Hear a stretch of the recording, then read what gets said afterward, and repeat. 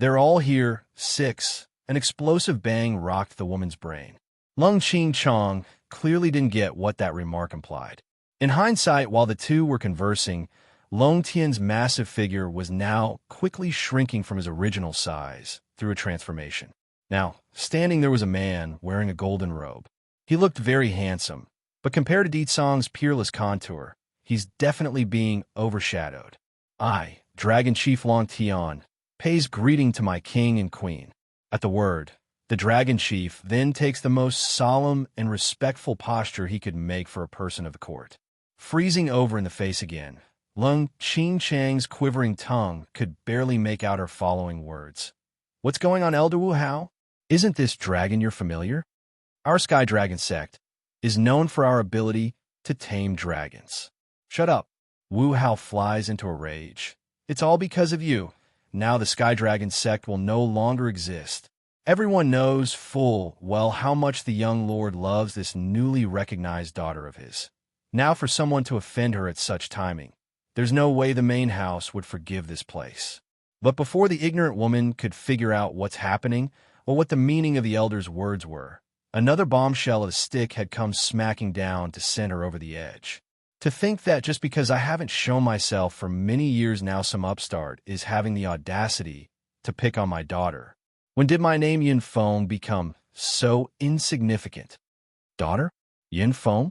This man is the young lord of the Misty Fairy House. But when did he have a daughter? Yinner, Di Song. The father casts a warm look at his daughter. Your grandfather has tasked me to come help you. We rushed ahead, so the main group is still behind us, but if you have something to do, then do go ahead. We will finish up here for you.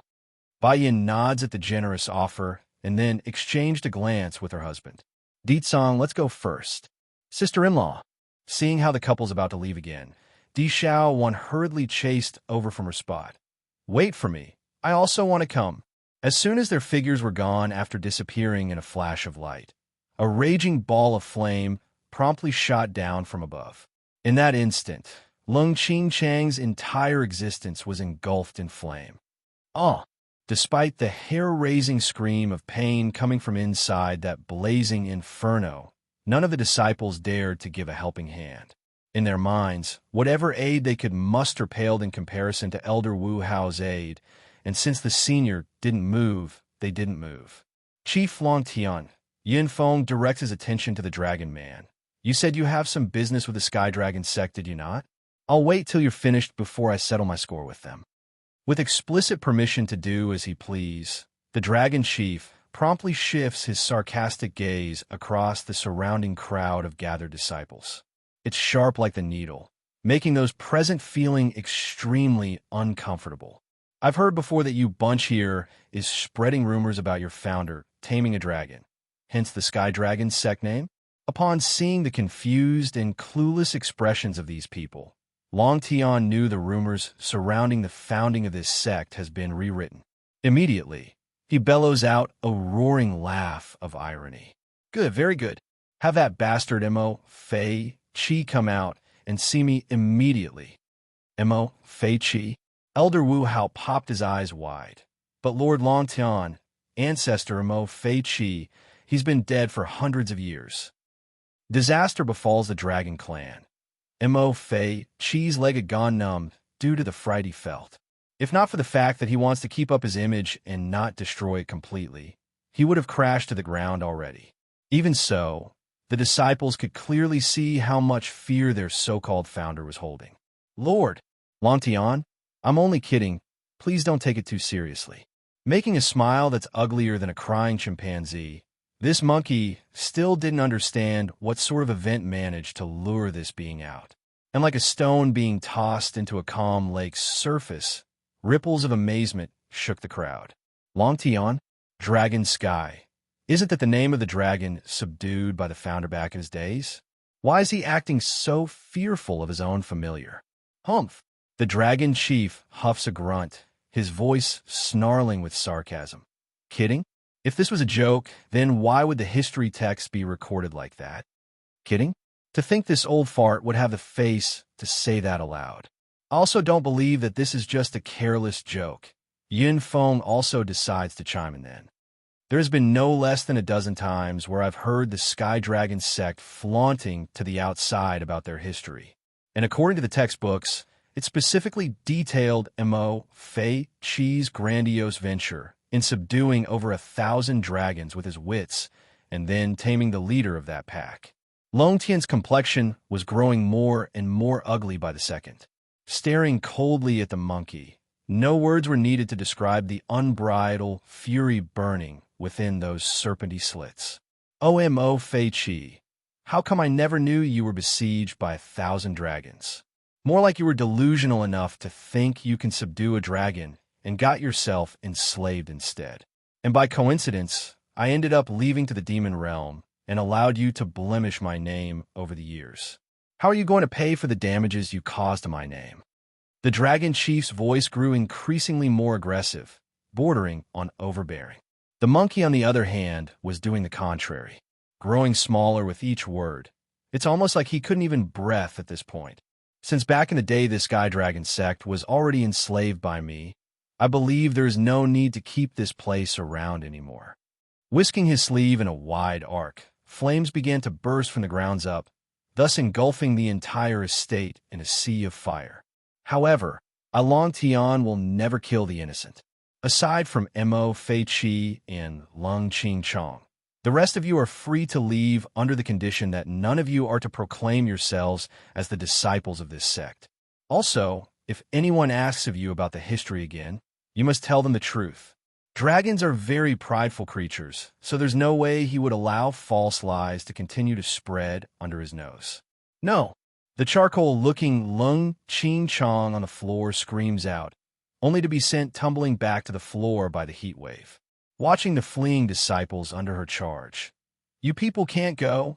Even if you do go, at least take me with you. Don't leave me behind. Unfortunately, none bothered to lend a helping hand and instead fled even faster. Finally, the only ones remaining were but a few individuals left on this estate. Aside from the two main criminals for this mess forcibly stayed by the Dragon Chief, there's also Elder Wu Hao who didn't move. Disaster befalls the Dragon Clan, too, Lord Long Tian. The monkey's face looked absolutely flustered. Over the years, I have done nothing to harm the dragon race aside from taking your name for a little fun. Please, I don't deserve to die. Treat me like a fart if you must, but please release me, I beg of you. No, I have given you a chance before already, and you didn't cherish it back then. Now don't blame me for what's to come. Long Tian sneered at the utter, shameless appearance of his one-time servant. What's more, the one you offended today is the queen of my demons.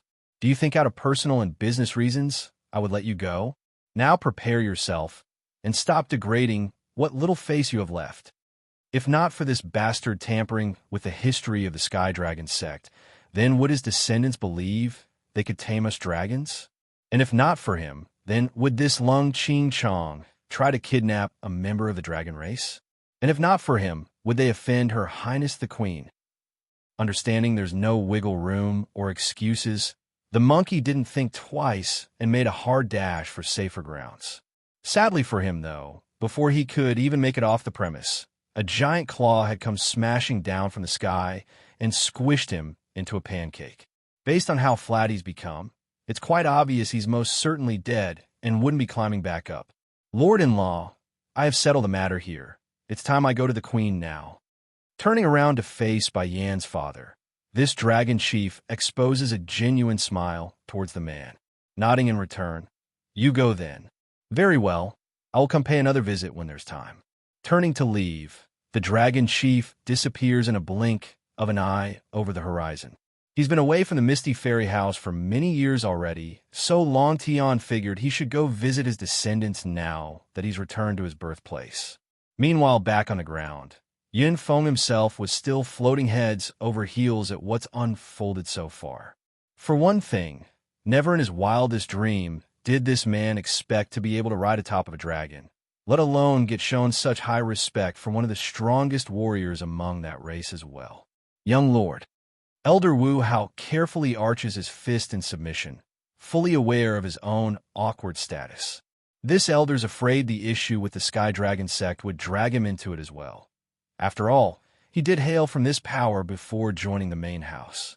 If things don't turn it, well, he might even get expelled from the Elder Council.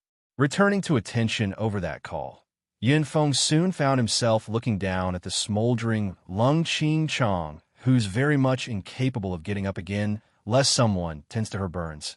After today, the Sky Dragon sect no longer exists. Despite being a second-rate factionary power, in equal leagues to the mighty Demon Beast sect, it's still easily destroyed at the whim of others. Like now, they're non-existent after a single night. Done with giving his final verdict, Yinfeng figured there's no more need to stay and strolled for home. Before long, he too was gone from here, leaving only a huge burning pyre of ruins in this landscape that continued to burn for days on end before it eventually smoldered out. Disaster befalls the Dragon Clan. 3. The Dragon Clan's home of the human world lies in the northern part of the Great Ocean, where a huge mountain was submerged underwater and shielded by a spell matrix from the water. It's not that the dragons as a race feared water. They're perfected capable of living in the ocean. However, there are inconveniences that's unavoidable in that case. As such, most members of the clan prefer to stay on dry land while resting. Right now at this time, within a dark, damp cave, a very lovely and delicate-looking young Missy was currently being tied to a pillar, her cute big eyes showing stubbornness and anger against the taunting woman in front of herself. Little Missy, Malice, but my family's old man misses his granddaughter dearly. It was not easy to find her, and because of you she's now gone. You must take responsibility for that. Hanging her head in defiance, Dragoni tightens her hands until it's a ball. Why are you tying me up, then, if you mean no ill will? Moreover, those people you sent are clearly coming with malice. I will not believe in your words. Also, you better release me. Otherwise the queen won't let you off when she finds me. Snickering at the threat, the woman hooks her finger around the Missy's chin to raise her face up. Queen? You mean one of those queens from the mainland? A measly human queen can't even be compared to a little sect from the human world. Why would I fear such an entity? Little Missy, you need to stop being so naive. Among the demon race here in the human world, none would call themselves as king or queen, mainly out of tradition passed on from ages past. Taken aback by the retort. But both the queen and prince are very strong. They will definitely come and save me. Prince? The woman's grin grew even deeper.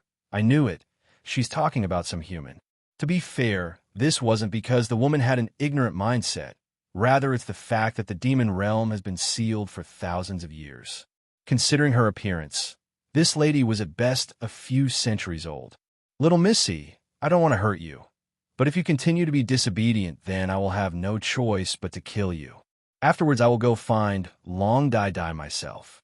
Taking out a dagger from her waist, the woman cracks a dangerous smirk as she grazed the surface of the girl's neck. Startled by this, Dragoni herself was starting to fall into a panic. She's not afraid of death, but if she dies, it would mean this evil woman would start looking for Long Dai again, with even more force than the first time. After some thought, she bites her lip and spoke. What do you want me to do? Very simple. My old man has been yearning about his baby granddaughter for a long time now. Thankfully, he's never seen that blasted girl yet. So, I want you to impersonate her. As for the ceremony to test your lineage, I will have my own means to pass that. Beaming a dangerous light in those pupils, a strong regret takes hold within this one's heart of not strangling her own niece at birth. Make no mistake, this evil woman was by every standard a dark one. She forged the baby's death in the public's eye and went through the trouble of tossing a helpless baby in a mountain range where many dangerous critters lived.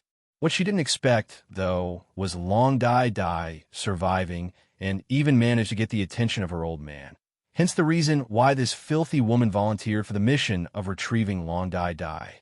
She intends to use this opportunity to finish off the mistake she left behind years ago. Yet, the hurdles and troubles just didn't stop. Because of Dragoni's sudden appearance, the target was lost, and now this evil woman was left with an unknown girl that came out of nowhere. Of course, this wasn't all bad.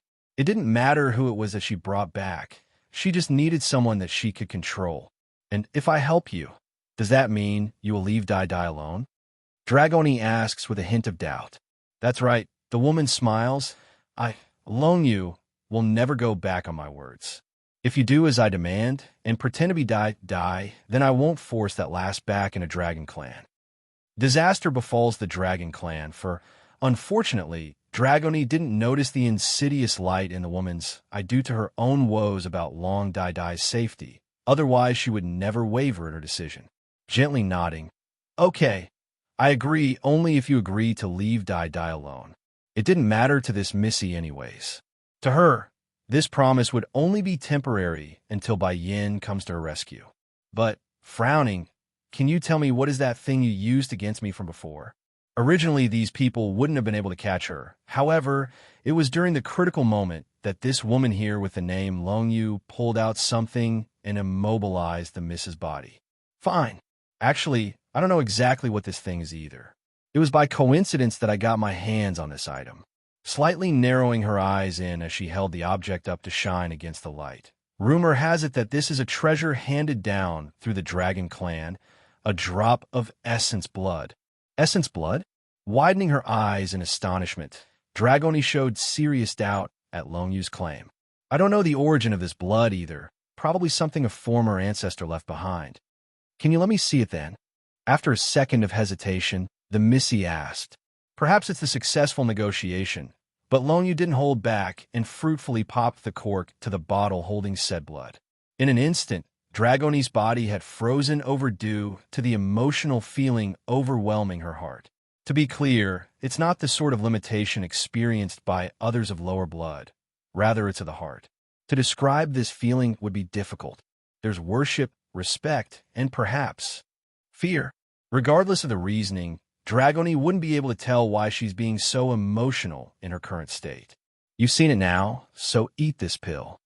Without giving the Missy any chance to refuse, Long Yu promptly stuffed a round, beady little thing into the girl's mouth. Are you wondering what I just fed you? I'll tell you. It's a type of poison I got from a human years ago. If you are obedient and do as I say, then I might just give you the antidote when my goal is achieved. However, if you don't obey, though, squinting her eyes dangerously, expect yourself and Long Dai Dai's fate to be the same, and that is death. This young lass isn't as simple as her appearance implies. I must be precautious. Long Yu still hasn't forgotten their first meeting. Regardless of whichever warrior from her clan it was, they would all inexplicably fall unconscious when attacking this girl. If not for the essence blood in her possession, Long Yu too would have fallen. Dragoni, on the other hand, didn't give much of a reaction to the open threat. In her mind, Bai Yin was omnipotent, so the poison didn't hold much meaning aside from a little inconvenience. What do you want me to do for you? Biting her lower lip, the Missy puts on a stubborn face. If you wanted to hurt Dai Dai's grandfather, then I won't agree. That's even if you poison me. I won't help. Disaster befalls the Dragon Clan. 5. Dai Dai is my good friend, so a good friend's grandfather is also my grandfather. I cannot harm my good friend's family. Rest assured, that old man is my Shifu, so how can I bring harm to him? Twirling the strand of hair in her fingers, Long Yu makes a genuine smile of resentment. I need him to nod in agreement in making my husband the Dragon Chief. That thing is already gone for 100 years. It's time someone stepped up to the plate. The position of chief has been vacant for many years, yet her Shifu continued to wait for someone that's not around anymore. For someone like Long Yu, whose husband was the closest to grasping onto that post, there's bound to be some friction brewing. After all, that old man was now the only obstacle remaining to obstruct the couple from reaching their goal, because the stamp seal has been hidden away. Even if the other elders agreed, it didn't matter without the precious item. Thinking about this, Long Yu's face started to steam. That old thing would rather help outsiders than to help his own. Why must we wait for that bitch Sing Yi to return? Everyone knows it was her who was behind that incident years ago, yet the old thing refuses to listen to reason. I am his only heir now after his son died. I deserve what he has. Grinding her teeth, the woman grew vicious. Now your job is to win his trust and to find out where he hid the stamp seal. Once I get my hands on it, then my husband can become chief, and you shall be rewarded with status and power far beyond whatever the human queen can give you. Us dragons should never submit to those useless mortals, understand? You mustn't talk bad about Her Highness. Exploding like someone that's eaten a firecracker, the queen is the nicest and kindest person in the whole wide world. It's the dragon clan who doesn't deserve to follow the queen, not the other way around. Going stiff in the face, Long Yu was very aggravated by this blatant display of defiance. If not for the usefulness of the young Missy here, she would have slapped the girl across the face already. I'm only blabbering a few words of complaint. Why are you so bothered by it? I won't permit anyone to insult the queen. If you say another word about her, then I won't help you. Just poison me to death if you must. The woman almost turned livid at being threatened instead. As the old saying goes, the little ones are the easiest to manipulate. However, they're also the easiest to throw a tantrum and can be quite stubborn at times. Okay, I won't talk bad about your queen anymore. Is that good with you? Inhaling deeply, the woman collects her thought. Prepare yourself. I will take you to meet the old man today. Just wait until I get my hands on the stamp seal. I will deal with you then. Cutting apart the ropes binding Dragoni to the rock, Long Yu gestures for them to leave the cave. Someone come. Take her to change out of these clothes, and also go inform the old man that we've found his granddaughter. Along the coastline of the Northern Sea, Bai has her gaze fixed onto the vast body of water that's seemingly endless to the naked eye. Batty father, mother, are we not going to keep moving? Bai Xiaoqin's face was full of doubt as he looked up to his parents. Sing Yi, give me the herbs my father had you bring along. Mistress, are you going to refine the medicine to heal my injuries now? Lighting up in the face, the dragoness asks with hope in the voice. I and the dragon clan here have a lot of debt to go over. Dragoni is the first one, you are the second reasoning.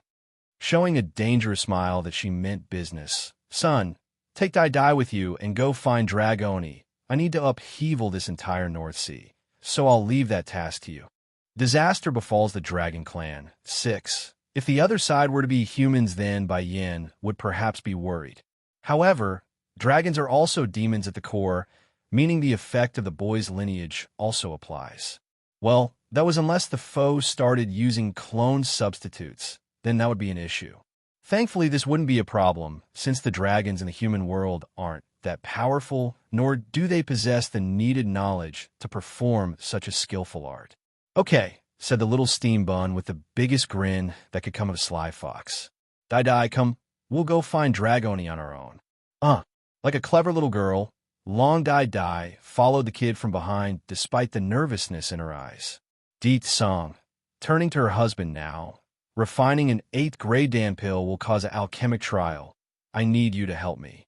All smiles, the possessive man didn't miss the opportunity to use this chance to embrace his wife and to give her a peck on the cheek.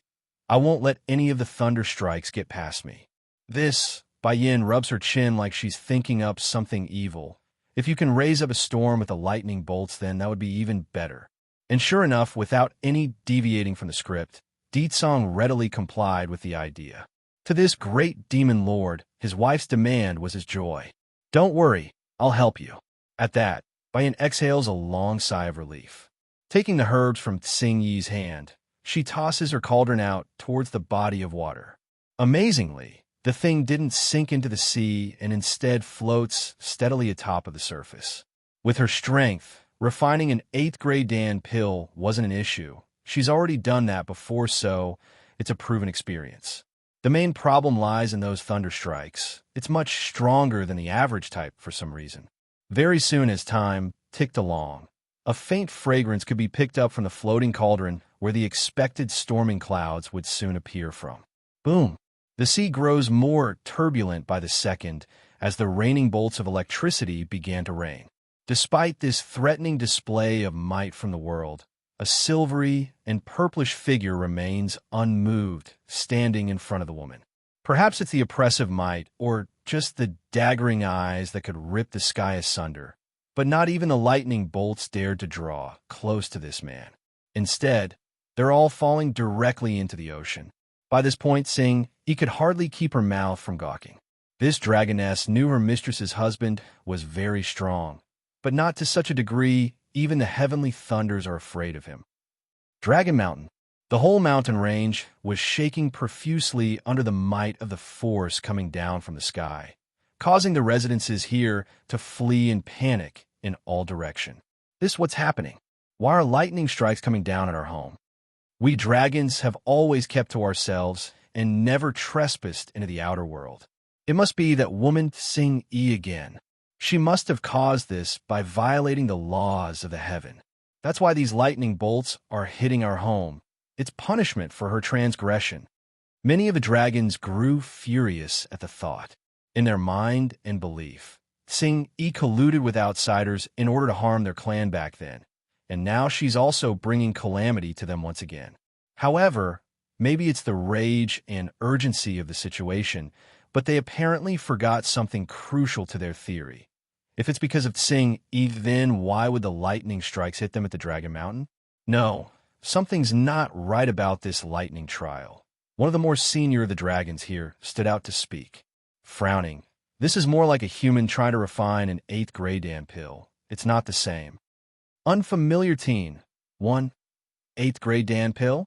Who is so bold to try something like that within a range of our home? Let's go. I like to see who has the audacity to pull something like this near the Dragon Mountain. Another elder speaks up, his eyes glowing red from anger. It looks like just because us dragons haven't been out for so long that others are holding us in contempt.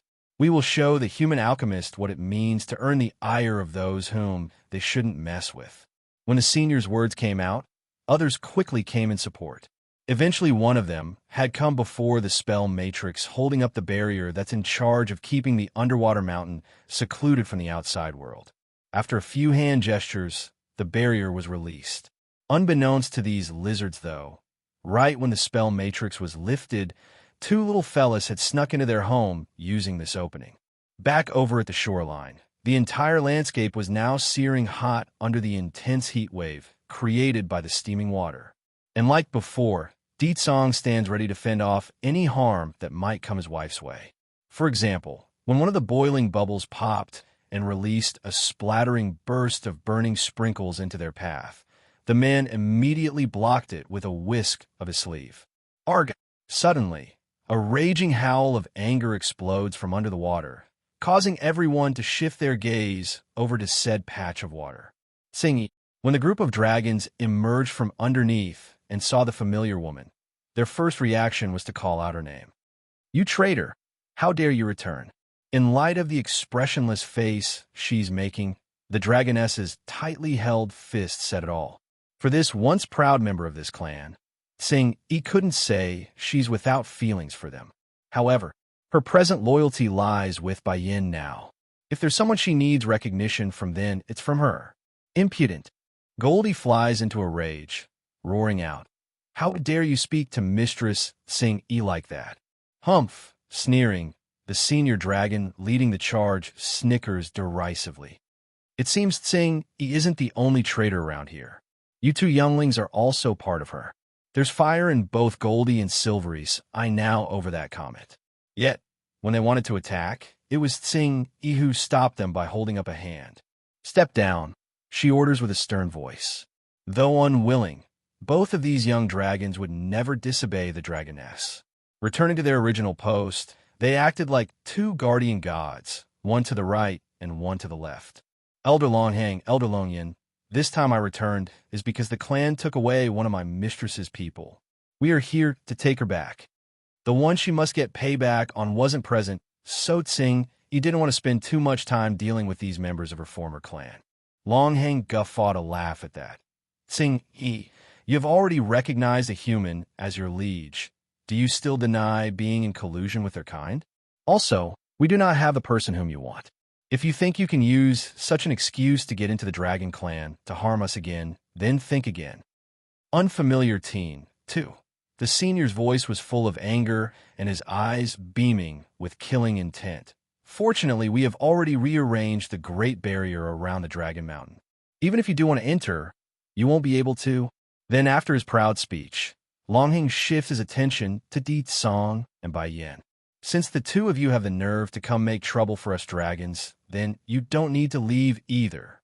Originally, Ditsong wouldn't have bothered to instill his ire upon some clowns, but this was his wife they're talking about. That's a huge taboo in front of this great demon lord. Turning to face these couple of old seniors, the man's gaze was overbearing and horrific upon contact. Pretty much it's chilling to the bone, like he's death incarnate itself. For the two leading seniors like Long Hang and Long Yin, they both gasped at the incredible level of pressure coming their way. As for the other followers that joined in on this witch hunt, they weren't so fortunate. As weaker beings compared to the two, they couldn't resist that intense aura and promptly collapsed to the ground like someone just swatted them to the floor. If you won't let me and my queen leave, then, as the king, it's only proper I comply with those beneath myself. Now I won't leave even if you beg me to go. Long Hang shuddered, his eyes looking up in horror. This man, he's not human? What's more, his identity within the ranks of the demons must be extremely high. Otherwise, why would his bloodline pressuring be so strong? You are from the demon realm? As one of the oldest ones here, Long Yin did have some more insight regarding the other realms. What? Long Hang exclaims over his partner's words. He's from the demon realm? Impossible. Why would someone like that appear here of all places? And how did he get involved with Sing Yi, that traitor? Emotionless in his face still, I did not intend to meddle with the affairs of this dragon clan, nor do I care. However, Sing is my queen's people, and she has some business to settle with you lot. King? Queen? Everyone, including those clueless to Di Tsong's identity, was shaking tremendously, one for his immense power and the others for his status. Others may not know this, but the two leading dragons here definitely did. No one within the demon race was permitted to proclaim themselves as king or queen, the only exception being the royal family currently residing in the demon realm. Finally, it was in a faint voice rang out from the side. Showing a satisfied smile, Bai Yin removes the lid from her cauldron and tosses the precious pill over to Tsing Yi. Eat this now and activate your energy to circulate the effects across your entire body. It will slowly help you heal those injuries. Thank you, mistress. Taking the medicine with elation in her voice. Mistress, shouldn't we go search for your people first? I could take this medicine later if we need to. That's not a problem. Shachen will be able to locate Dragoni on his own. Arching a brow. And the sooner you take this medicine, the better. The effects will be more prominent this way. Sing Yi didn't hesitate any longer after hearing those words. Crossing her legs, the dragoness's aching body gradually began to recover. Unfamiliar teen 3, Yin Yin, what do you want me to do with these people? Raising a seductive smirk, Ditsong once again wounds that perverted hand around his wife's waist with a good part of it touching her. But I want to know what happened back then. Who is it that framed Sing Yi as a traitor? All cold in her face, Bai Yin asks. Long Hang shuddered again at the eye contact. Us dragons didn't frame Sing Yi. She colluded with the human and wanted to betray the clan. Is that so? Then I want to ask, did your people suffer any harm so far? Then how about the evidence? Did you witness firsthand Sing Yi conspiring with another to harm the clan? The dragons were all quiet at this point. They couldn't argue with Bai Yan's logic. Sing Yi never harmed any of the other dragons like she said, nor did the woman show any signs of plotting something devious. Just that the relationship between the mentioned human was far too close to her for being mere acquaintances, hence their skeptical belief. To be perfectly honest, not even these dragons here knew why they're acting this way aside from their inherent dislike of humankind. Hubby, Bai Yin makes an unreadable smile at her man. How come I didn't know us humans have such a notorious reputation among the demon race? By merely being in contact with one is considered a traitor? If that's so, you marrying me is equivalent to betraying the entire demon realm. Is that not so? Originally, the great demon lord was heads over heels at being addressed in that manner. But at hearing the dangerous implication of his wife's words, he immediately grew stiff and used his killing aura to cover the entire group of impudent lizards. Who would dare? The entire demon realm is yours, so that doesn't stand. Under that intense stare, Long Hang could literally feel his hair raising up from his skin. As a result, This old dragon didn't even want to meet that gaze and hung his head as low as possible in order to reduce his own existence. Long Yin, on the other hand, wanted to explain some more. Unfortunately for them, though, right before he could utter a single word, a loud whistling sound cut him off, and out came a booming figure of a golden dragon quickly closing in the distance from afar. This creature was very large, much larger than any of the dragons here. And when he arrived to transform into his human form, the man promptly got onto his knees to pay respect to Deet Song. King, Queen, your loyal retainer Long Tian is here to pay his utmost respect and to report that the matter with the Sky Dragon sect is now resolved. The two elders of the Dragon clan started to stare wide-eyed at each other. Their shock, but mostly its disbelief at who they're seeing. Ancestor Long Tian? Didn't Ancestor Long Tian go to the demon realm? How come he's back here in the human world? And he's so respectful to them? It can't be. These two are really royalty from the demon realm? All of you've got some guts now. To think you bunch would start taking the queen's people when I'm not around. Sneering in his face, Long Tian scans the group that's either sprawling on the shore or in the water. Wiping some of that sweat, Long Hang wanted to explain, but we haven't taken anyone. It's been many years since we went outside. The queen's people aren't human. She's a dragon like us called Dragoni. If you really did take her tin, bring her out immediately. Dragoni? Both elders exchanged a look, their voices spluttering. Ancestor, the clan doesn't have anyone by that name. You sure? You're not mistaken? Long Tian, just when the dragon chief wanted to continue his reprimanding words, Bai Yin has had enough and decides to join in. Leave them be. My son will find Dragoni.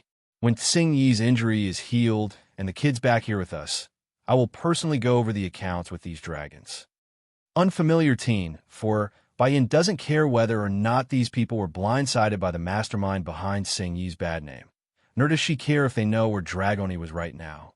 All she knows was that they won't get away for what they've done so far. Dragon Valley. Right at this time, a small little head was sneakily scurrying about behind the rocks. Only by seeing there's no other people around did he wave at the girl behind himself to come over. Die. Hurry and keep up with me.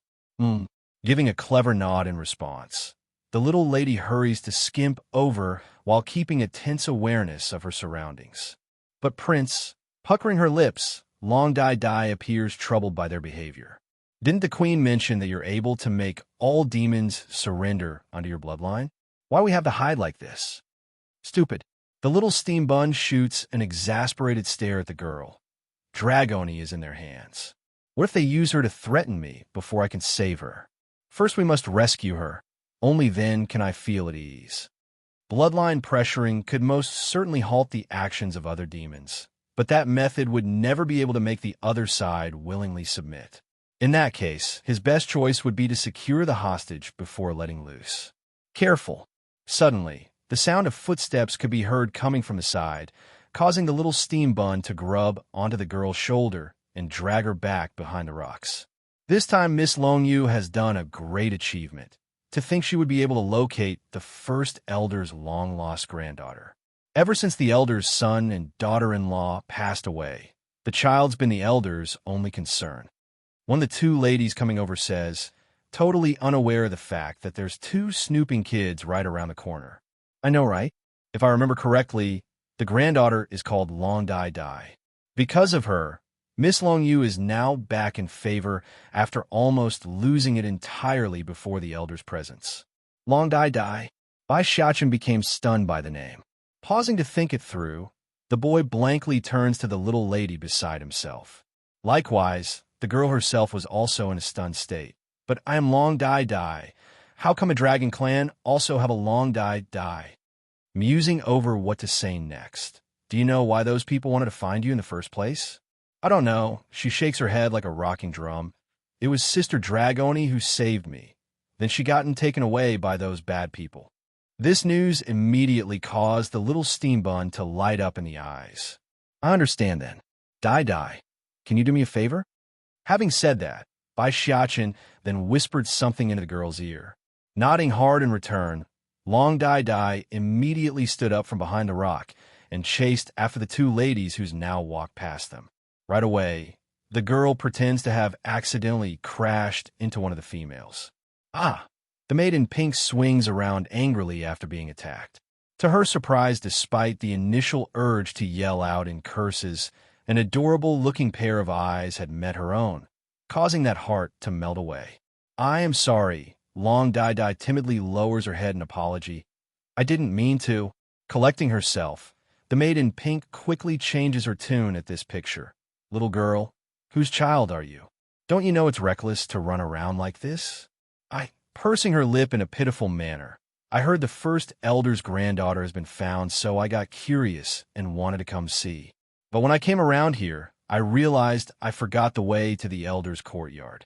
Big sister, can you tell me how to get there? Unfamiliar teen, 5. The maid in pink breaks out into laughter at the frank answer. There aren't as many rules within the dragon race, so she readily pointed in the needed direction. From here, go forward 300 meters. Afterwards, turn right, and you will find the first elder's courtyard. But whether or not the elder will see you is his choice, little girl. I won't be able to help you there. Thank you, sister. Showing a sweet, innocent smile, Long Dai shot a glance back to the rock behind herself before seemingly running off in the referred direction. After the two ladies left, Bai Xiachen figured it's safe now and came out as well. He didn't waste any time and chased after his friend that went ahead. Back over in the first elder's courtyard, a big gathering was taking place. Many showing heartfelt smiles or making flattering, congratulatory messages. Haha, congratulations to First Elder. You've finally found your granddaughter. In particular is how beautiful this Dai is. She will certainly become the #1 beauty of our clan when she comes of age. Compared to Tsing Yi from 100 years ago, she will surpass her and more. In the face of all those compliments, the first elder only retained a blooming smile on his wrinkly old face. It's been hard, the senior turns to his disciple. If not for you, I fear me and Dai would never be able to meet in this life. Returning a shallow smile of her own, the wretched Long Yu had no shame in what she said in return. Oh sure, Fu. For you, I will go through a mountain of knives and walk through fire if I have to. I know you have some misconceptions of me before, but now I've thought it through. From now on, I will listen to Shifu's word. Hearing the kidnapping woman's lies and deceits, the first elder definitely relaxed somewhat inwardly. Perhaps I really misunderstood her. First elder, you really took a wonderful disciple. I heard in order for Long Yu to find your granddaughter, she had to fend off multiple powerful humans during the rescue effort, and even nearly lost her life in the process. Where would one find another wonderful apprentice like so? Of course, these flattering words and stories were spread by Long Yu herself. There's not an ounce of truth in them. Nevertheless, it doesn't change the fact that the shameless woman was delighted to hear it in earshot, because it shows how trustworthy she was in front of the old man she's trying to sweeten up for the upcoming scheme. Compared with the lively scene out here, though, Dragoni, on the other hand, didn't show herself and kept to her room after meeting the first elder. Perhaps it's the part of herself that didn't know how to confront Dai's grandfather, but the Missy felt wrong seeing the senior using her friend's identity. It was then a sudden noise from the outside causes her to jerk up in alarm. Who is outside the door? Creak. Following the opening of the door, an unfamiliar teenager walks in. Fair-skinned with a thin eyebrow. This young man wasn't gorgeously handsome by any means, yet he's still quite the looker for his standard. You're not a dragon. Who are you? Dragoni frowns and asked with intrigue. I'm here to take you away. The boy's voice was crisp and sound. Take me away? Blinking her big blue eyes in confusion, Dragoni eyes the human teenager with curiosity. Why would you take me away? I know you're not Long Dai, but rather a stranger kidnapped by Long Yu. I don't care what sort of backgrounds you have, nor does it matter to me. I only want to go against that Long Yu. A flash of rage flickers with the youngsters. I've been lurking here in the dragon's home for over a century. Now that I've gathered enough evidence, it won't be long before I confront her. Until then, I will send you away first. Unfamiliar teen, 6. I won't go. Someone will come save me. Dai should have informed Her Highness by now. What if she comes after I leave? Besides, I won't be in any danger for now while staying in this place. Why should I follow a stranger and leave? Are you stupid? The teenager huffs and puffs. This dragon mountain is underwater and sealed within a barrier. Who is going to come save you? Swinging her head to one side, the Missy gets stubborn with those puckering lips. She is very strong, so I'm going to wait for her to come find me. How can you be so stubborn? The youngster stomps his feet in frustration. What I'm going to do next is to expose you as a fraud and not the first elder's granddaughter. Do you think the dragons here are going to let you go afterwards? He doesn't want to involve the innocent. That's why he's here to bring the Missy away before it's too late. What he didn't expect, though, was the stubborn nature of this lady. Hey, Dragoni suddenly turns back to the teen with curiosity. Little brother, can you tell me why you want to deal with the dragon clan here?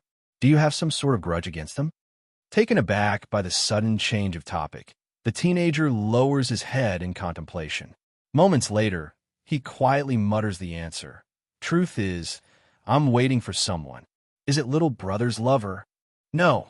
The teenager shakes his head in denial. She's a good friend of mine. Back then we would talk about anything and travel the world in good company. Then one day, one of the dragons here framed her, saying she colluded with me and intended to plot against the dragon clan. How ridiculous! I never wanted to harm them or anyone for that matter. In the end, those old bastards believed those lies and betrayed my friend. They wanted to kill her. Slowly closing his eyes, the teenager revealed the sort of long-standing pain that could only come of someone whom lost an important friend. I want to avenge her, make those people who hurt her pay the price, and make those old bastards regret what they done. Showing a razor-sharp glare upon opening his eyes again, this man intends to see through his resolve to the end. That person, are they related to Longyu? Pursing her pink little lips, Dragoni asks inquisitively. Yes, it's Longyu and her husband who framed her. Their aim is to kill her and then take over the position as the chief. The teenager's face grew cold and seething. So, can you leave his place now? I don't want to hurt any innocent in my plan. This lass is also a pitiful being.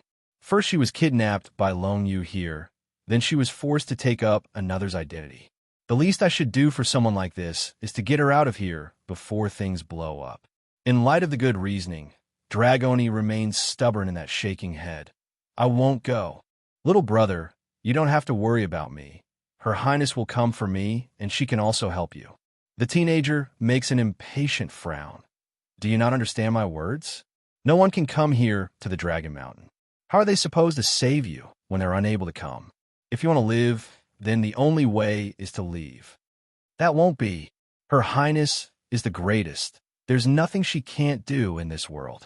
Sparkling with light in those eyes, Dragoni showed worship when thinking of Baiyan's face. This immediately causes the teen to deepen that frown until it's bordering on the level of anger. Slowly coming forward. If you won't listen to reason, then I can only do this. Forgive me. Right when that hand was about to strike down at the girl's neck to knock her out, a loud bang from behind blows the door open. Immediately, a childish and angry voice cuts in to bring them to attention. Stop it. What are you planning to do to Dragoni? Pung. And before any reaction or explanation could be given, a brick had come flying over from the door and landing directly onto the teen's forehead like a missile. This promptly left a gash on that head and a long line of blood trickling downward. Bai Xiaqin's here. Prince. Watching that little boy wearing the purple brocaded robe, Dragoni could no longer hold back her emotions and threw herself into those arms. Your Highness, I knew you would come save me. I just knew it. Those bad people bullied me. Whoa, despite the strong front this little Missy was trying to portray, she soon fell into a sobbing fit after not finding Baiyan's presence. Where's Her Highness the Queen? Bai Xiaqin had never been very good with the opposite sex's tear. Instead of reprimanding the girl like he initially wanted to do, he started to flail his hands around wildly in the air because he was failing miserably at comforting this lass. Don't cry anymore. My mother has something to deal with, so she'll be running late. Come with me. We're leaving now.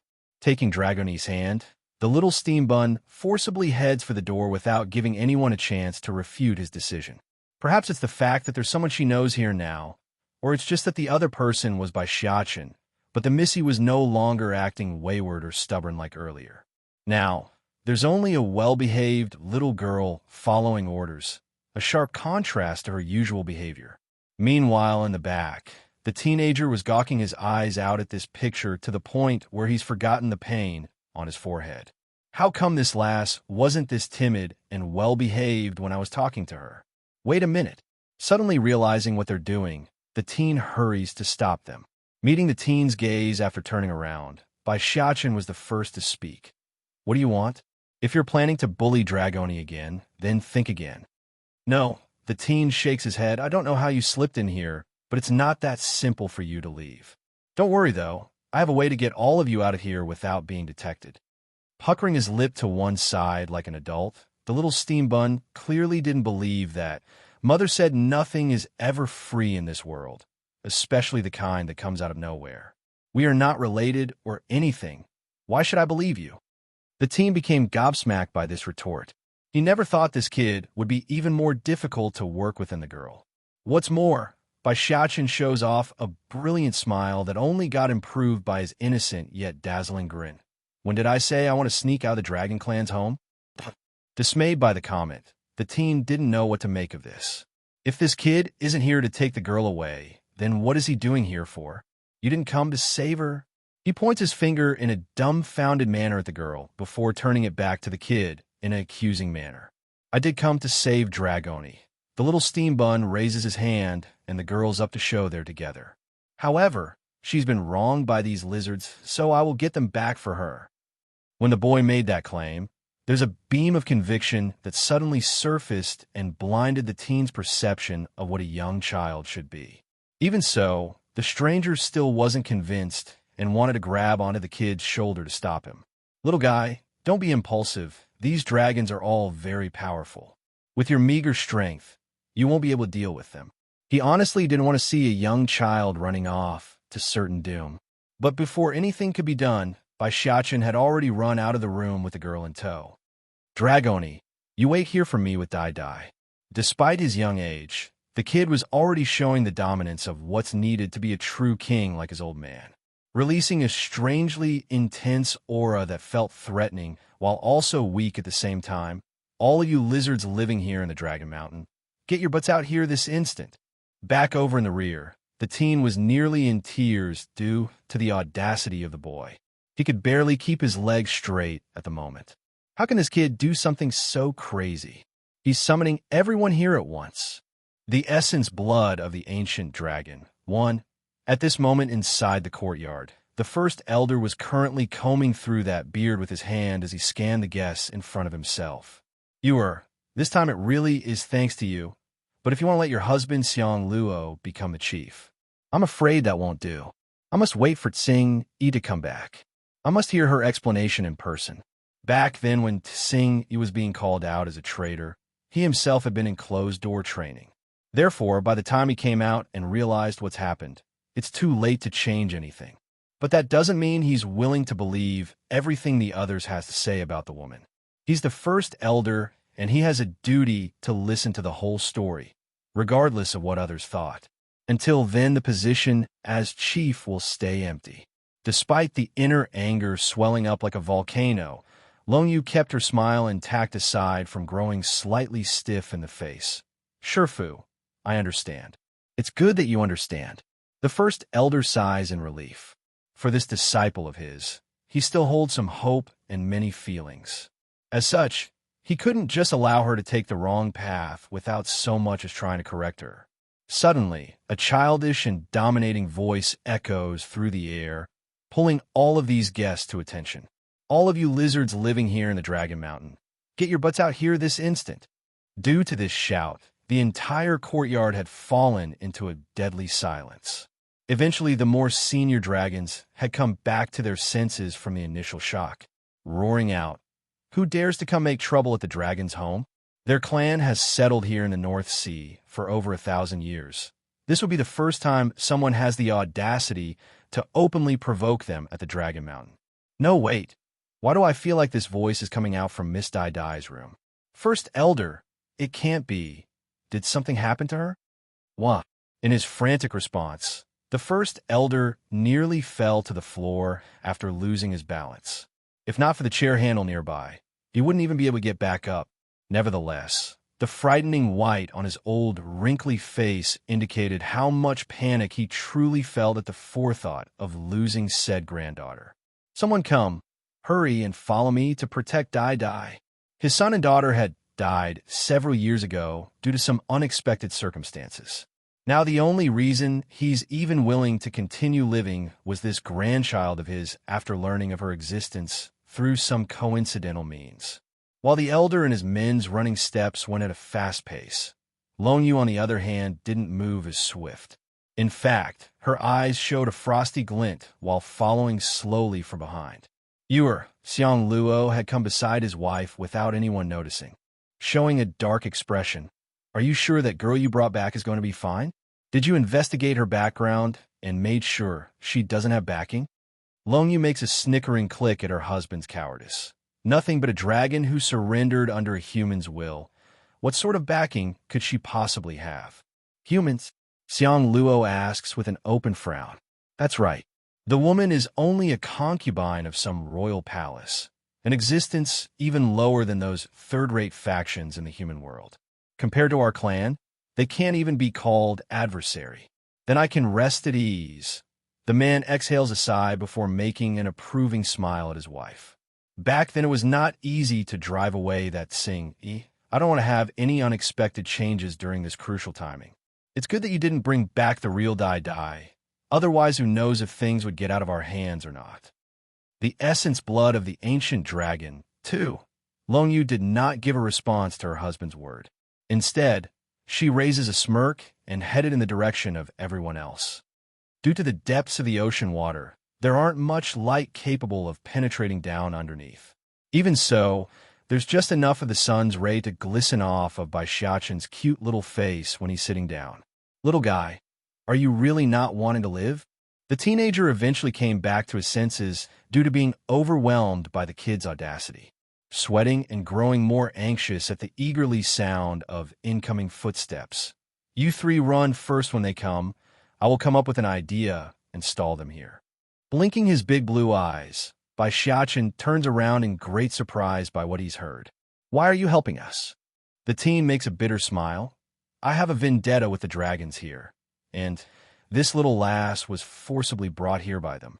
Even if it's only to ruin Long Yu's plan, I will still save her. This time the little steam bun didn't speak, a rare thing considering his character, and instead leaned that chin against his hand in contemplation. Clack, clack, clack. Very soon, a group of people, both elderly and young, had come running over. Dai Dai. The first elder went ghostly white at the sight of Dragoni, holding hands with the strange boy. Hurry, Dai Dai. Come over to Grandpa's side. Rather than obeying, Dragoni shook her head and remained firm to the spot. I am not Long Dai Dai. What did you say? The senior turned stiff at the answer, his face showing an ugly expression like he's going to faint or throw up. Dai Dai, please don't scare your grandpa here. Come to my side so I can protect you. Good grandfather, I am really not your granddaughter. Pulling the younger lass behind herself out to show everyone, Dragoni intends to let them all see who's the true one. My name is Dragoni, and my friend here is the real Long Dai Dai. Earlier, when we were doing the blood test to check on my lineage, Long Yu had swapped out Dai Dai's blood during the procedure. That's why it came out positive. Shuddering at this revelation, the first elder then shifts his attention over to the indicated lass. In that instant, his pupils dilated inwards due to the shock of what he saw. Clothes, they look so much alike. The little girl and my daughter-in-law look too much alike. Dai Dai, are you Dai Dai? The senior's voice sounded shaky like he couldn't believe reality. Stumbling forward, the first elder wanted to get closer so he could give the one a hug. Perhaps the situation was too sudden, or perhaps the girl's personality simply fell into the timid side, but Long Dai Dai didn't meet what her grandfather wanted and instead scurried right behind Dragoni in order to hide herself. I never had a name before. Peering part of her head out, there's a hint of hope and curiosity in the little girl's eye, but not long ago a bad woman wanted to catch me. She called me Long Dai Dai. That's how I came to know my name. I also grew up without family. Are you my grandfather? Bursting out into tears at this point, the first elder felt like someone's ripped out his heart at knowing his poor grandchild's been all alone through the years. Good child, I'm your grandfather. I'm so sorry I haven't found you sooner. And I'm so sorry for not recognizing you immediately. To think my foolish self could mistake someone else for you. And Long Yu. Suddenly, a burst of anger erupts out of the senior's heart after remembering who's the main cause for this mess. Literally spewing flames in his eyes. Long Yu, get over here this instant. The wretched woman and her husband had just arrived outside the place when she overheard this enraged voice in the air. Though slightly unsettled inside, Long Yu still passed through the gathered crowd to come before her mentor. The essence blood of the ancient dragon, 3. Long Yu didn't take much effort to notice Long Dai Dai, who was hiding behind Dragoni's back after she arrived. Gritting her teeth, how come you are here? Didn't I tell you you're not the one our clan is looking for? Why do you keep insisting you are the one? Our Dai Dai is right here, so you should leave before you get yourself in further trouble. At that, the wretched woman then turns back to her mentor. Sure, Fu, this lass is delusional. She kept trying to impersonate your granddaughter when I was out for my mission. Also, she could become someone important. Unfortunately, the first elder apparently didn't buy the story. Following each word that came out, his complexion sank darker and darker until none of the dragons present dared to make a peep. Even so, Long Yu had confidence in her story because she's poisoned Dragoni with her pill already. In this woman's mindset, there's none who wouldn't be afraid of death. Yet in spite of all these beneficial conditions, Dragoni didn't care when she was given the ice signal to back up the lies. Prince, that evil woman is glaring at me. Moving behind the little steambun's side, the Missy's action told everyone the truth. Don't be afraid, rubbing the girl's hair like he's the big adult. I'll help you glare back at her later. Although Dragoni is a little slow sometimes, but no one can scold her aside from me. Long Yu was flabbergasted by this. How can this little wench act stupid at a time like this? Sure, Fu. Wanting to defend herself some more. What came next completely stunned the woman. It's a slap and it went straight for her face, causing a red swollen bruise to come out in the aftermath. Widening her eyes in disbelief, Long Yu turns to face the exasperated senior with her sobbing face. Sure, Fu. Please listen to me. I really did bring back your granddaughter. This one really is a fake. Ho ho. The first elder sniggers ironically at her. Even this girl herself is denying it. Do you still want to keep insisting on that claim? This time Long Yu was truly lost on what to say. She actually openly denied her identity? Is she asking to die or something? Die. Don't you be afraid. The first elder looks at his real granddaughter with the kindest face ever instead of the infuriated one he showed his student. Tell grandfather here what happened. But rather than responding to that, Long Dai consciously looks up to Dragoni instead for help. Dai doesn't know what's happening, so I will explain. Bringing her head out from by Xiaoqin's back, the Missy takes the stage. This evil woman and her gang of thugs came to make trouble for Dai a while back. I thought they wanted to kill her, so I helped her escape. In the end, I was captured by them. Afterwards, she asked me to impersonate Dai. I refused, so she used Dai's safety to threaten me, saying she will kill her, and then fed me some sort of poison as precaution. Poison? A flaring anger erupts out of the little steambun's face at the news. Dragoni, this evil woman forced you to take a poison? Donning a brilliant smile at the added attention. I'm not afraid, Prince. Her Highness the Queen will surely come save me and cure the poison. She promised to stay here out of care for Dai. As for the poison, this Missy didn't worry one bit. The essence blood of the ancient dragon, ignoring Long Yu's ugly expression, Dragoni bares her 2 tiny fangs. That bad woman had me impersonate Dai because she wanted me to find that whatever seal so her husband can become the next chief head. Also, she had more than once scolded this old grandfather here, calling him an old bastard that only knows how to help outsiders instead of his loved ones. One hand pointing at the woman, the other holding his heart. The first elder trembled profusely. You, this traitorous thing. Traitor.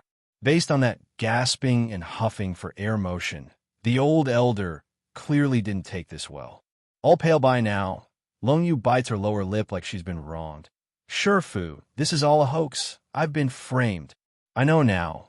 This girl deliberately came and told me she's Long Die. The purpose is to frame me. Sure, Fu, you know me better than anyone. I would never do something like this. At the end of the day, not even this wretched woman could remain unfazed while being cornered.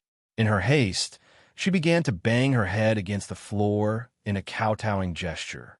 As for her own husband, whom she's been trying so hard to support, that bastard Xiang Luo just stood on the sidelines as if nothing was happening. One bang against the floor, two bang against the floor, three bang against the floor. Eventually, that forehead had become a purple bruise with no pity from anyone. Towards this level of indifference, Long Yu revealed a ray of pain on her face. Sure, Fu, are you really going to believe these outsiders than your own disciple? Dai isn't an outsider. He snaps at that inappropriate comment. Taking in a deep breath, the first elder's complexion finally returns to normal. She is my only family. Only family? Closing her eyes, a look of immense pain grips the wretched woman, who's still refusing to give up. Laughing out, if she's your family, then what am I? What am I to you? This time she didn't get to wait for the senior's reply. Instead, another voice from the front had answered it for her. You're the murderer who killed his son and daughter-in-law. Now everyone's attention had shifted to the teen leaning against the doorframe. What did you just say? The first elder shoots a death glare over to the teen, his voice radiating murderous intent. Repeat what you just said to me. Long Yu recognizes this person after seeing that face and knew this might spell the end of herself. Showing extreme panic, she yells out to stop further discussion. You shut up. You're the one who colluded with Sing Yi back then, and now you want to murder our clan by spelling out lies and deceit. Don't think for a second anyone here will listen to you. What point is there in wasting more words on such people? The husband Xiang Luo beams out a frosty glint. Just kill him, and it will be fine. Perhaps it's the human's confident attitude, but this cold, heartless man didn't feel good at what's to come. There's an ominous sensation quickly budding within his heart, causing that face to go all gloomy and dark. Bai Xiaochen, on the other hand, had a different reaction after hearing who this teen was. There's shock and disbelief. This guy, he's the human teenager Sing Yi mentioned before? No wonder he hates Long Yu and the Dragon Clan here so much. He's her acquaintance. Ha! The teen didn't notice the strange expression coming off of the steambun's face and continued with his speech. Whether or not I'm spouting nonsense is not important. Once I show the evidence, then everything will be cleared. Shut up. Turning her shame to bitter anger, Long Yu has had it and wanted to attack. Unfortunately for her, though, the first elder got in her way before that could take place. The essence blood of the ancient dragon. 5. I want to see what sort of evidence he can produce. Until then, no one can touch him. After that order, the rest who were foolishly wanting to attack were stopped in their tracks, their eyes angry and fuming. At first, they didn't recognize the teenager that they've been ignoring until now. But after hearing Long Yu's outcry, they most certainly do now. They haven't forgotten about the reason why Sing Yi betrayed them, and it was all caused by this person who seduced the proud woman. This was especially true for the younger male generation here, because the woman was considered the most beautiful among their age group and was highly sought after. That year, the young man's gaze fell upon the elder's shaky appearance. Your son Long, she and his wife stumbled upon a ruin. Through their investigation and deciphering of the hieroglyphs left behind on the walls, they realized there's a drop of essence blood hidden there from an ancient dragon. Whoever possesses it will rule the dragons. That's the prophecy described by the ruins. Afterwards, maybe it was coincidence or pre-planned, but Long Yu too had somehow managed to learn of this matter and proposed to accompany the couple with her own husband Xiang Luo. The young man's face hung a ridiculing look when he turned to face the woman in question. Sure enough, there's fire spewing out of Long Yu's face. It's a pity, but Long, she trusted this traitorous woman too much. In the end, not only did your son and his wife lose their lives at the hand of this backstabber, The essence blood had also fallen into their hands as a result. You're talking nonsense. Baring her teeth in utter rage. Do you have any proof that I killed him? The teen sneered in return. Long, she is a very talented and powerful member of the dragon clan, second only to Sing. Do you think he wouldn't leave behind a precautionary measure when he realized you betrayed them? It took me years, though, but I finally managed to find out where the four of you went back then. And guess what? I found a wisp of his soul inside the ruins. That story instantly causes Long Yu to gawk in horror at the hated teen. No, impossible. I've long destroyed Long Shi's soul when I killed him. How can he leave behind a wisp of his soul? This person must be trying to provoke me into making a mistake. That must be it. You say you have a wisp of Long Shi's soul? Fine, take it out and let everyone see then. Grinding her teeth, Long Yu asks. For a moment, all eyes had fallen onto the teen's face. Sighing at the attention, this Long Yu is really seeking her own death. All right, there's no reason why I shouldn't oblige her. Not bothering to waste any more words now that it has come to this, the teen raises up one of his ring thumb fingers to rub against the item. In no time at all, a transparent entity emerges from within. This was a handsome-looking man that held strong similarities to Long Dai Dai, which immediately causes the first elder to shake with sorrowful sadness at the sight. Son, there's immense emotion mixed into that word, and it also showed the infinite pain of a father that has lost their son. Others were also stunned by this scene.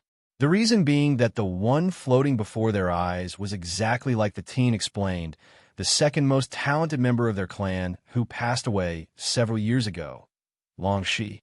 Shi, my son. The old grandfather wanted to reach out to touch his precious son. Unfortunately for the senior, though, his fingers didn't make contact with anything, only passing through the air despite the ethereal existence of his son being right in front of his eyes. Father, Long Shi takes to his knees using the utmost solemn manner while keeping an equally sorrowful voice. I've been unfilial for not being able to accompany you any longer. It was my mistake for going after that ancient dragon's essence blood and allowed Long Yu to backstab me at the crucial moment. Thankfully, I was able to leave behind a precautionary measure prior to heading into that ruin. Now I can finally tell the world of her evil deeds and character. The essence blood of the ancient dragon, 6. Boom. Long Yu's state of mind had long fallen into a blank slate when Long Shi appeared before everyone. But now for the truth to come out, her face became desperate and white. It's over this time. I'm done for. Sure, Fu. Snapping out in frustrated coldness. We can't believe what he says. Just because he says he's Long Shi doesn't mean anything. I say he's Xing Yi's scheme of destroying our unity. How about that? Shut up. Red in the eye, the first elder radiated intense, killing intent. You think I can't recognize my own son? How dare you and your husband harm my son? Unforgivable. Father, Long Shi's soul speaks again after landing those ghostly eyes upon his murderer. Before I died, Long Yu confessed another matter to me as a way to gloat. The reason why Dai Dai disappeared was because of her. She did out of spite because you wouldn't give her the chief's seal. She wanted to spite you and make you grieve. For a simple reason like that, this wretched woman would throw a newborn baby into the mountains. If Dai Dai didn't have luck on her side and somehow survived, then who knows what would have happened to the girl. Long Yu had her eyes closed now, not in regret for the crimes in which she's committed, though, but rather for not strangling Dai Dai back then. To think my momentary softness would come back and haunt me like this today. Humph. Not going to continue the defensive lies anymore now that the situation has devolved into this. The husband Xiang Luo sneers with contempt at everyone. Since you all know, then there's no need to hide anymore. You think I'm afraid of you, or something old fart? Take out the essence blood. The wife stares in shock at her man. Xiang Luo, do you know what you're saying? Unbeknownst to the rest of the dragons and peoples here, there's a major flaw in the essence blood this couple had in their possession. With each use meant the depletion of its potency, meaning it won't be able to keep them protected forever. There's going to be a time where it runs dry and everyone would swarm at them in seconds when that day comes. You are seeing his wife's in action. The man frowns. You don't need to show mercy to these people after the way they're treating you. If you don't bring out the essence blood, then it will mean our death. Biting her lower lip. Sure, Fu. It's you who are non-benevolent first, so don't blame me for the injustice. At that, this wretched woman quickly took out the bottle containing said item and popped the cork. In that instant, an immense pressure grips the air around the entire Dragon Mountain, causing all of the residences to take to their knee. Also, Longshi's residual wisp of his soul had also dispersed into nothingness under this shock. Son. The first elder wanted to defy this power after seeing his son's soul dispersing into nothingness due to the pressuring might. Unfortunately for this senior, the most he could muster was to keep himself from prostrating like the rest despite his shaky appearance. Longyu, I won't let you get away with this even if I have to throw myself at you. Red in his eyes like blood's about to come out now, the elder stares intently at the hateful couple. Wah! Long Dai burst into tears. Grandpa! Grandpa! Unable to bear the crying appearance of her friend, Dragoni pokes at her mental pillar using the most pleading voice she could make. Prince, can you help Dai's grandfather? The prince is as powerful as the queen. He will certainly have a mean to save Dai's grandfather. Sing Yi's return. One, ho, sneering at her voice. There's smugness in the woman's eye when confronting Dragoni over her outrageous words. Little bitch, if you had only obeyed my orders properly, then you wouldn't be in this situation. Now, there's no one to save you. Clinging tightly to the bottle to infuse more of her energy, Longyu's face showed proud arrogance as the aura increased with her act. But very soon that cheeky smile was replaced with a hard stiffness of disbelief. The main reason being by Xiaqin's ignoring attitude and of how the boy could move at will. Then there's that attitude. It's overbearing and dominating, just like a king's. For everyone else, they were equally as surprised as the former because it's next to impossible for them to imagine how a child of such age could resist such tremendous pressure, to the point where even the former dragon chief paled in comparison. Who allowed you people to kneel before this woman? Though his voice was still young and childish, it's nevertheless enough to release the bind on these dragons and allowed them to get back up from the floor. Lomi grew anxious over this scene. Clasping harder onto her bottle, she urgently releases even more of the blood's pressure and spread it across the air. Unfortunately, she failed this time because they all stood there and stared at her in dismay. How did this happen? Impossible. This is the ancient dragon's essence blood. It has never failed. Longyu began to shudder in horror under the sun's faint glistening light, causing her skin to reveal how ghastly white she's feeling right now. It can't be. The power of the blood is lost? Her husband Xiang Luo had also fallen into a panic. Snatching the bottle in haste into his own hands, the man fires enormous levels of energy into the thing in hopes of activating the pressuring aura again. Yet, none of the dragons bowed at this, only staring quietly at the couple with disconcerting confusion. What is going on? The husband asked his wife, using an interrogating tone. It couldn't be helped. This was their last trump card. Without this, their fate was doomed. Dragoni, you wait here with Dai for me. Releasing his hand from the girls, Xiaqin slowly strode towards the wretched couple. Which of you is the one who kidnapped Dragoni? What would normally be a cuddly and lovable face only looked demonic and threatening to Longyu right now. That's correct. To this woman, the kid was the incarnate of the death god itself. You, who the hell are you? She takes a step back out of fear. Responding with a cheeky face of her own, Dragoni was the one to speak using her tenderly young voice. He is His Highness the Prince. I've said it before, the Queen and Prince will come save me. Shuddering incoherently, the memory of the lass mentioning this comment flashes before her eyes. As a result, a deeper level of shock now fills those eyes. Sing Yi's return, too. Isn't that queen nothing more than a consort of some kingdom? How can a human king's love toy give birth to such child? Longyu, the first elder, finally regained his senses, and now the look in his eyes were quite complicated. There's hate, anger, disappointment, and even pain in the heart. Now, what else do you have to say? Tightly clenching her fist, The wretched woman somehow grew vicious in the mindset and turned that anger on as someone that's not even present. Even if I break a leg this time, I will still drag that Tsingy down with me into the water. What more? If not for that woman, then my Xiang Luo would have become the chief already. Sure, Fu, I know I've done something wrong, but Long Yu hangs her head low while clenched that fist like she's the victim. These things were all ordered by Tsing Yi. It was her who had me do all these terrible things. What nonsense are you talking about? The first elder became outraged at the continued denial. You still dare to pass the blame on to Tsing Yi when things have come this far? Biting her lip, yes, it is Tsing Yi. She lured me out of the Dragon Mountain after we drove her off. That's when she poisoned me. Plop. Kneeling down immediately, her voice grew sobbing. Everything I said is true, Shifu. I have no way to resist Tsing Yi's poison, making my husband the chief. That too is ordered by her. She made me do that as well, including the part of killing Long Shi. Sneaking a hidden upward at the old man, she inexplicably revealed a smirk that she immediately hid away the next second. Tsing Yi's a scheming person. She knows you trust her immensely. By killing Long Shi and then forcing me to make my husband the chief, everything would fall into place, a perfect setup for when she returns to take over the position. Leaking tears like a waterfall, Long Yu's false sincerity had an effect and left some of the clan members swaying to believe that story. In comparison to a human, they would much rather believe in their own kin and detest someone who's assumed to have betrayed their clan. I'll tear your mouth off if you keep spouting nonsense.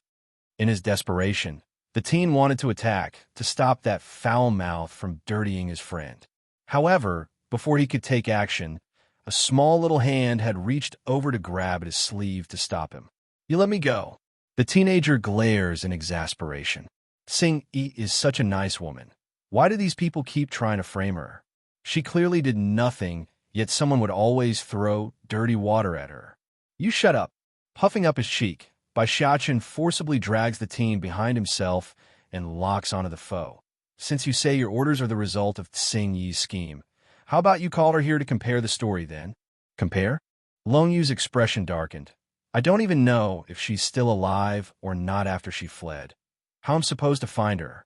Firstly, whether or not Tsing Yi would come doesn't matter because that woman would never admit it.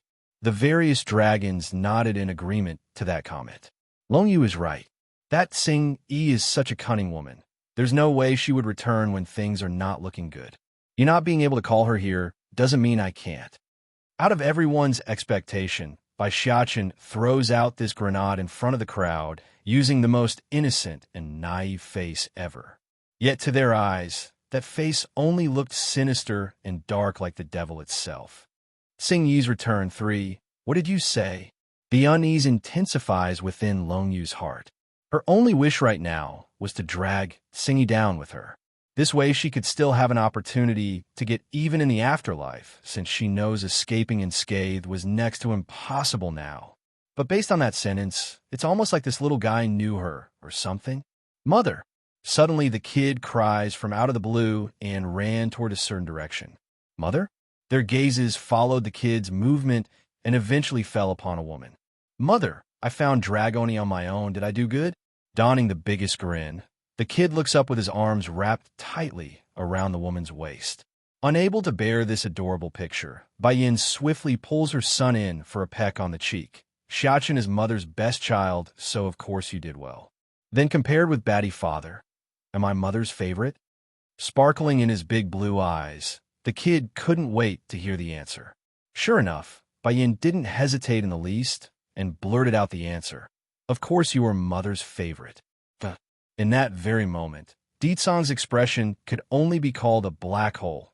That's how dark it has become after hearing his wife's response. Moving over to pick the brat out of his mother's arm, the man readily tosses the boy down to the ground in order to possessively pull the woman into a tight embrace. This is my wife. If you want to be someone's favorite, then go find your own wifey. Mother, all pitiful in his appearance, the little steam bun sounded aggrieved by this maltreatment. I don't want a wifey. I only want mother. Bai Yin could literally feel her heart melting away at her son's adorable appearance. hurrying to bring him into her arms for a warm embrace. Until you find a wifey, you will always be my precious baby, so don't worry. That only made it worse, because that wasn't what the kid wanted to hear. Ready to cry at any moment. Then, does that mean if I find a wifey, you won't take me as your precious baby anymore? I don't want a wifey. I only want to accompany Mother for the rest of my life. I knew it. Mother only has Batty father in mind now that he's here. If I had known this would happen, then I wouldn't have helped him. How could he forget what I did when Mother didn't want him anymore? This is unfair. Queen, a young, tender voice suddenly drifts over from the front, causing Bai Yin to release her arms and gaze over to the little girl standing before her eyes. Sorry, I'm late. Pulling Dragoni in as well, she lets that tearing face rest firmly against her chest to act as a comfort zone. No matter how much this young lass has lived in life since her hatching from the egg, the girl only recently opened up her mind to the world. Therefore, in terms of mentality, Dragoni could only be considered a child at heart. Whatever courage she had to endure the days away from everyone has been spent, and it's time for the pent-up emotions to be released. This was especially true while being in front of Bai Yin, Dragoni's only real family. Xing Yi's return, for, Queen, I just knew you would come save me. Leaving that warming chest, Dragoni speaks out in a sobbing tone. That evil woman force-fed me a poison in order to make me help her. I'm scared. I don't know anyone here. Bai Yin's expression abruptly changed for the worse at this sudden news. Hurrying to test the little missy's pulse, her tense heart eventually subsides after seeing it's nothing serious. It's okay. That poison is nothing special. Take this detox Dan pill.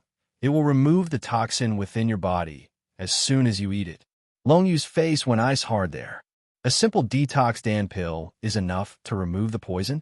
Didn't the humans say it's uncurable when I bought it off of him? But this was no time for this wretched woman to dwell on such small matters, because the following second her eyes had fallen onto the new arrival. Gawking her eyeballs out. You, how is it possible? Why is Xing Yi here? How dare this woman return to the Dragon Clan? Xing Yi. The teen was the first to cry out in astonishment, his face showing excitement and disbelief. Xing Yi's not dead? She's alive? This is great. She's really alive. Failing to wipe away the tears from his eyes and cheek, the teen eventually gave up and allowed the emotions to run forward like rapids through a river. You child, finding her acquaintance as well after scanning the area. Xing Yi removes the uptight persona she almost always has and changed it to a soft, warming look. You're already so old and still crying like a child? But then again, your appearance hasn't changed in the least after all these years. Yeah. Sobbing, the teen rushed over to the woman whom he's been missing dearly until even his cries had turned into an incoherent laugh. Teacher Xing Yi, I'm so happy you're alive. I'm so happy. I never thought I would be able to meet you again in my lifetime. It's been over 100 years, so any hope has been drained away within this teen's heart. The only support keeping his body going was revenge. Xing Yi wasn't only this teen's close confidant, she's also his teacher and tutor. If it wasn't for the Dragoness's appearance back then, his fate would have ended long ago by his enemies. So, whether it be personal or for business, he owes her everything to the point where even death wouldn't be a big price. While the two were sharing a wonderful momentary reunion, all eyes had fallen on Xing Yi's presence by this point. Xing Yi, how dare you return to us? Did you not do enough already back then by betraying the clan? We can leave your life intact out of consideration for the late chief's sake, but you will still have to pay the price for your mistake. Emotional anger has clearly washed away the fear instilled onto them by the kid already, because their voices were sharp and stinging.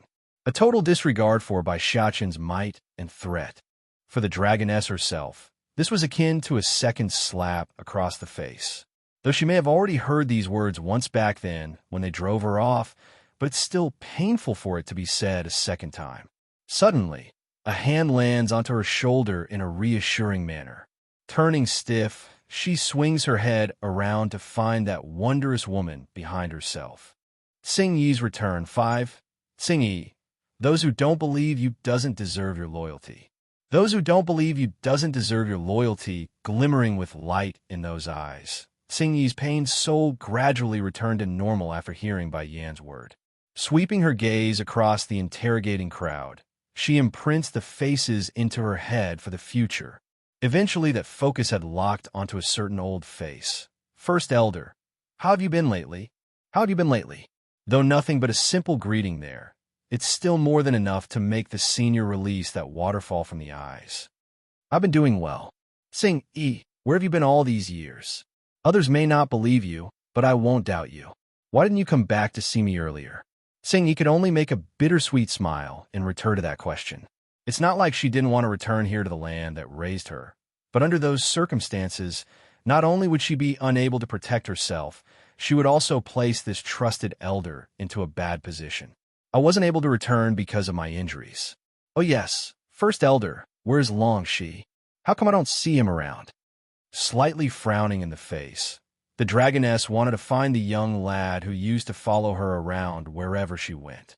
According to reason, Long Shi should have been of age and married by now, per APS even with children.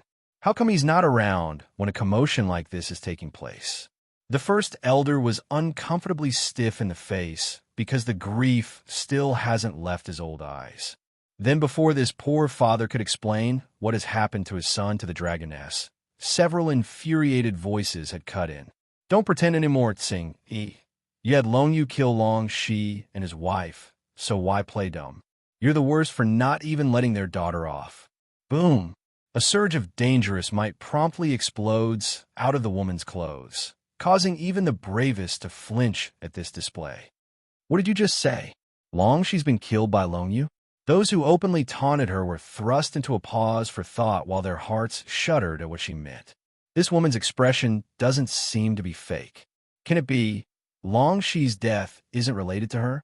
Long Yu killed Long Shi. Her explanation is that everything was orchestrated by you, so that you can return and take over as the chief after you poisoned her.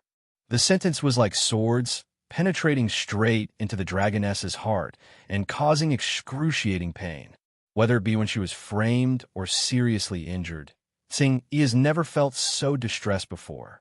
The main reason being that little lad whom she treats as her own brother was now dead, and it's all her fault for returning so late. Tears inexplicably began to trickle down the woman's cheek. You killed Long Shi. Xing Yi's voice became bone-chillingly cold as she raised her sword at the murderer. So you must die as retribution. Taking 2 steps back in a panic, Long Yu frantically cries out, "What do you want to do? You can't silence me just because I exposed you.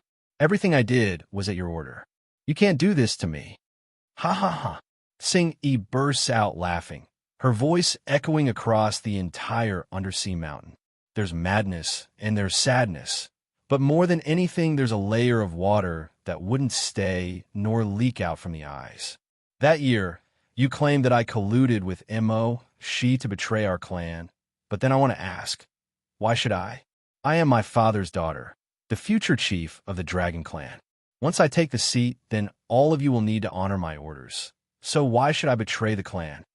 Xing Yi's return, 6. But you all, Xing Yi's chilling smile swept across the many dragons present. Believed her words without a second, though. And now, this woman is claiming I ordered her to harm Long Shi so that I can take over the position as chief with ease?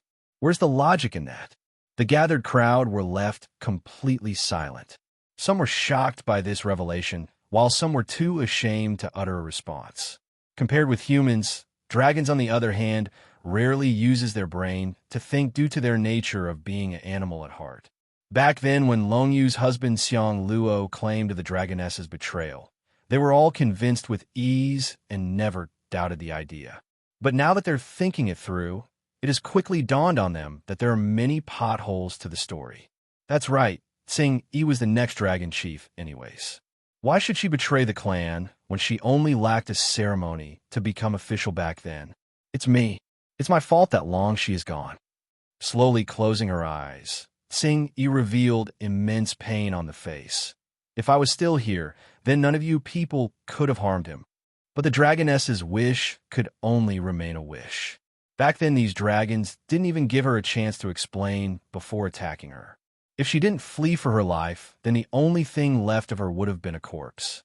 And now, on her grandiose return, those whom she thought as her own family was now gone. The little nosy child whom always followed her everywhere was now dead.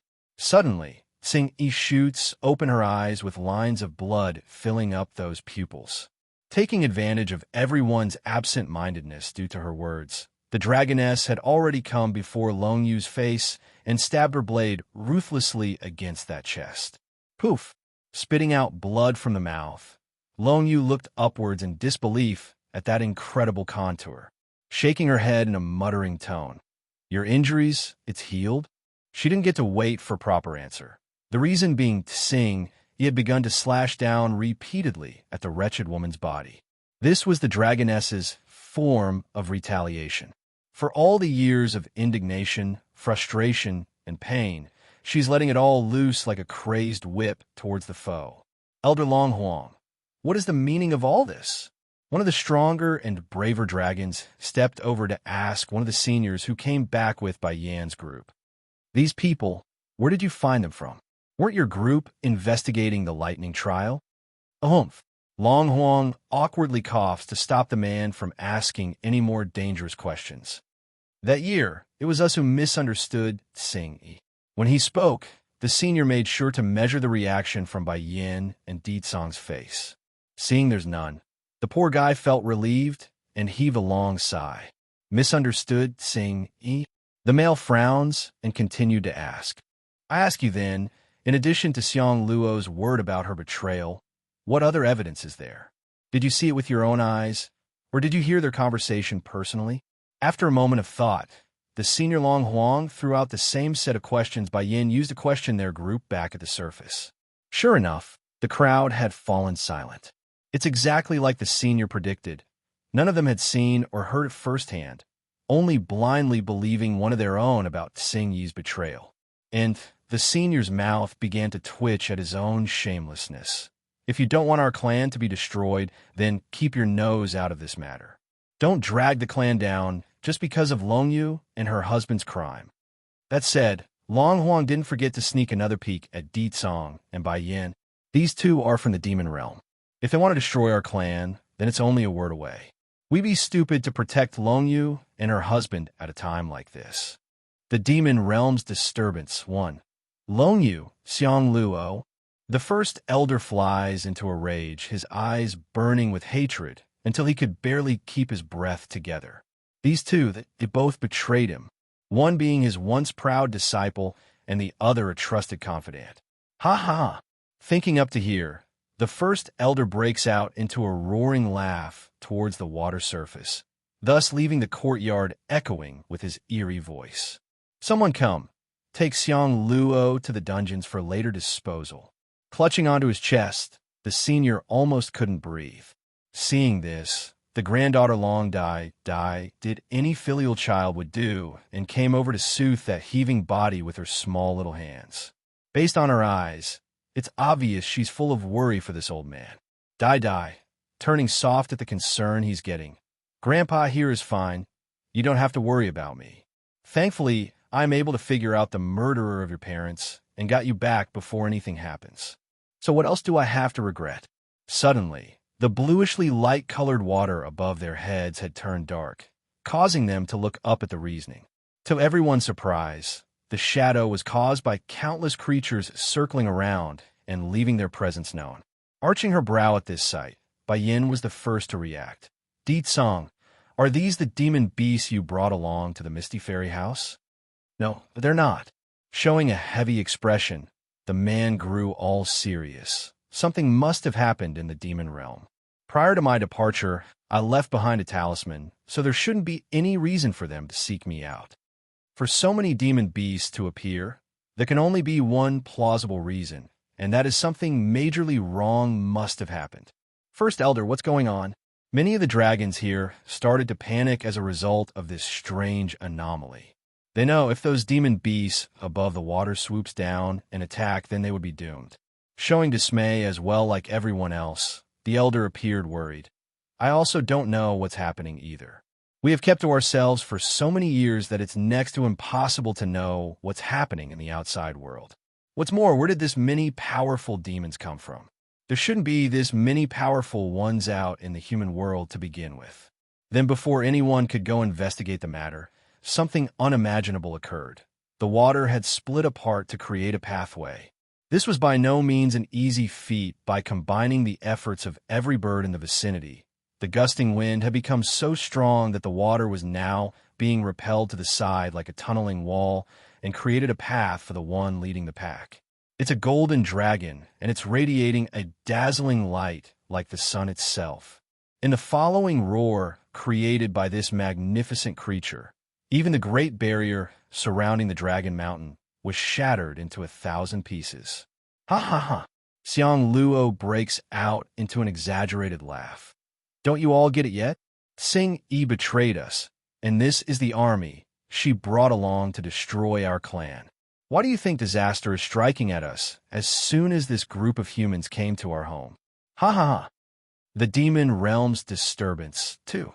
The faces of the dragons were extremely ugly. Whatever doubt and suspicion they had of Xiang Luo was now reversed and shifted towards Xing Yi instead. Wait! Suddenly, the first elder's eyes grew wide. There's dismay, and there's incredulous at the golden dragon leading the pack. This is Ancestor Long Tian? Long Tian was a legend to this dragon clan here in the human world.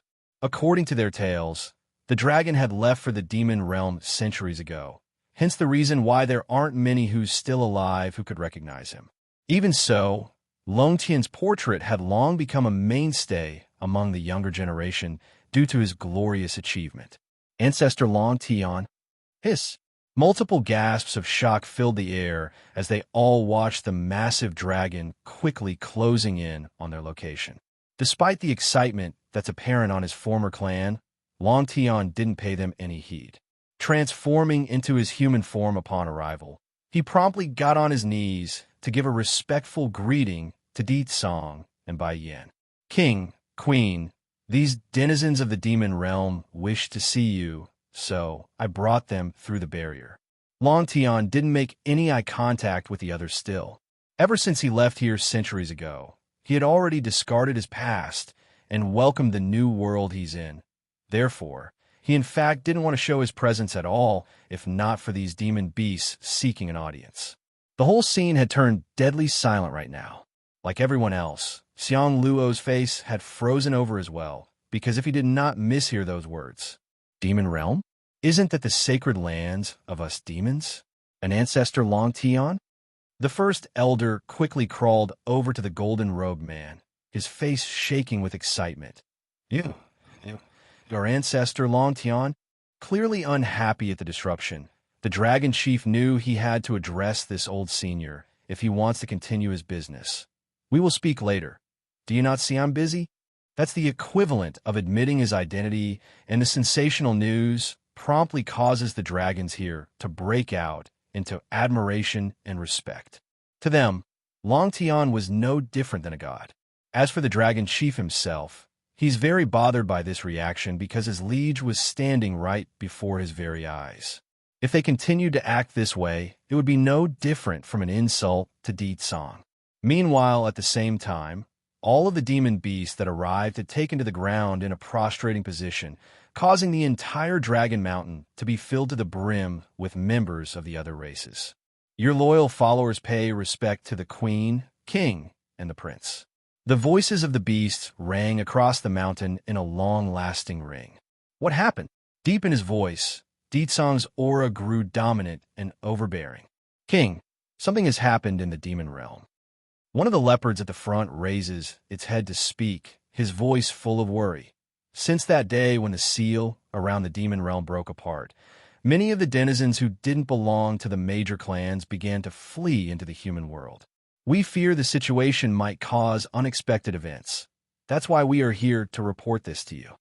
Aside from the major clans that make up the main fighting force of the demon realm, there are also another group that doesn't belong to any factions.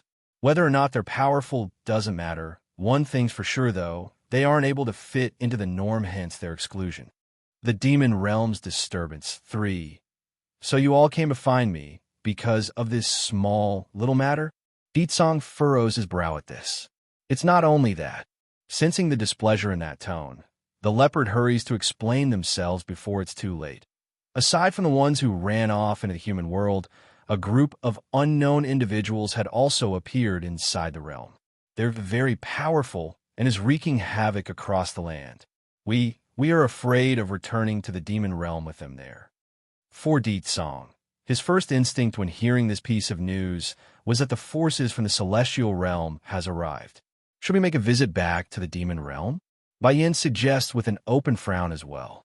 As her husband's main supporting foundation, she too doesn't want to see anything bad happening to the place. Stay here and wait for me. I'll return very soon. Tightly clenching the woman's waist, Deetsong's voice was soft and unwilling. You.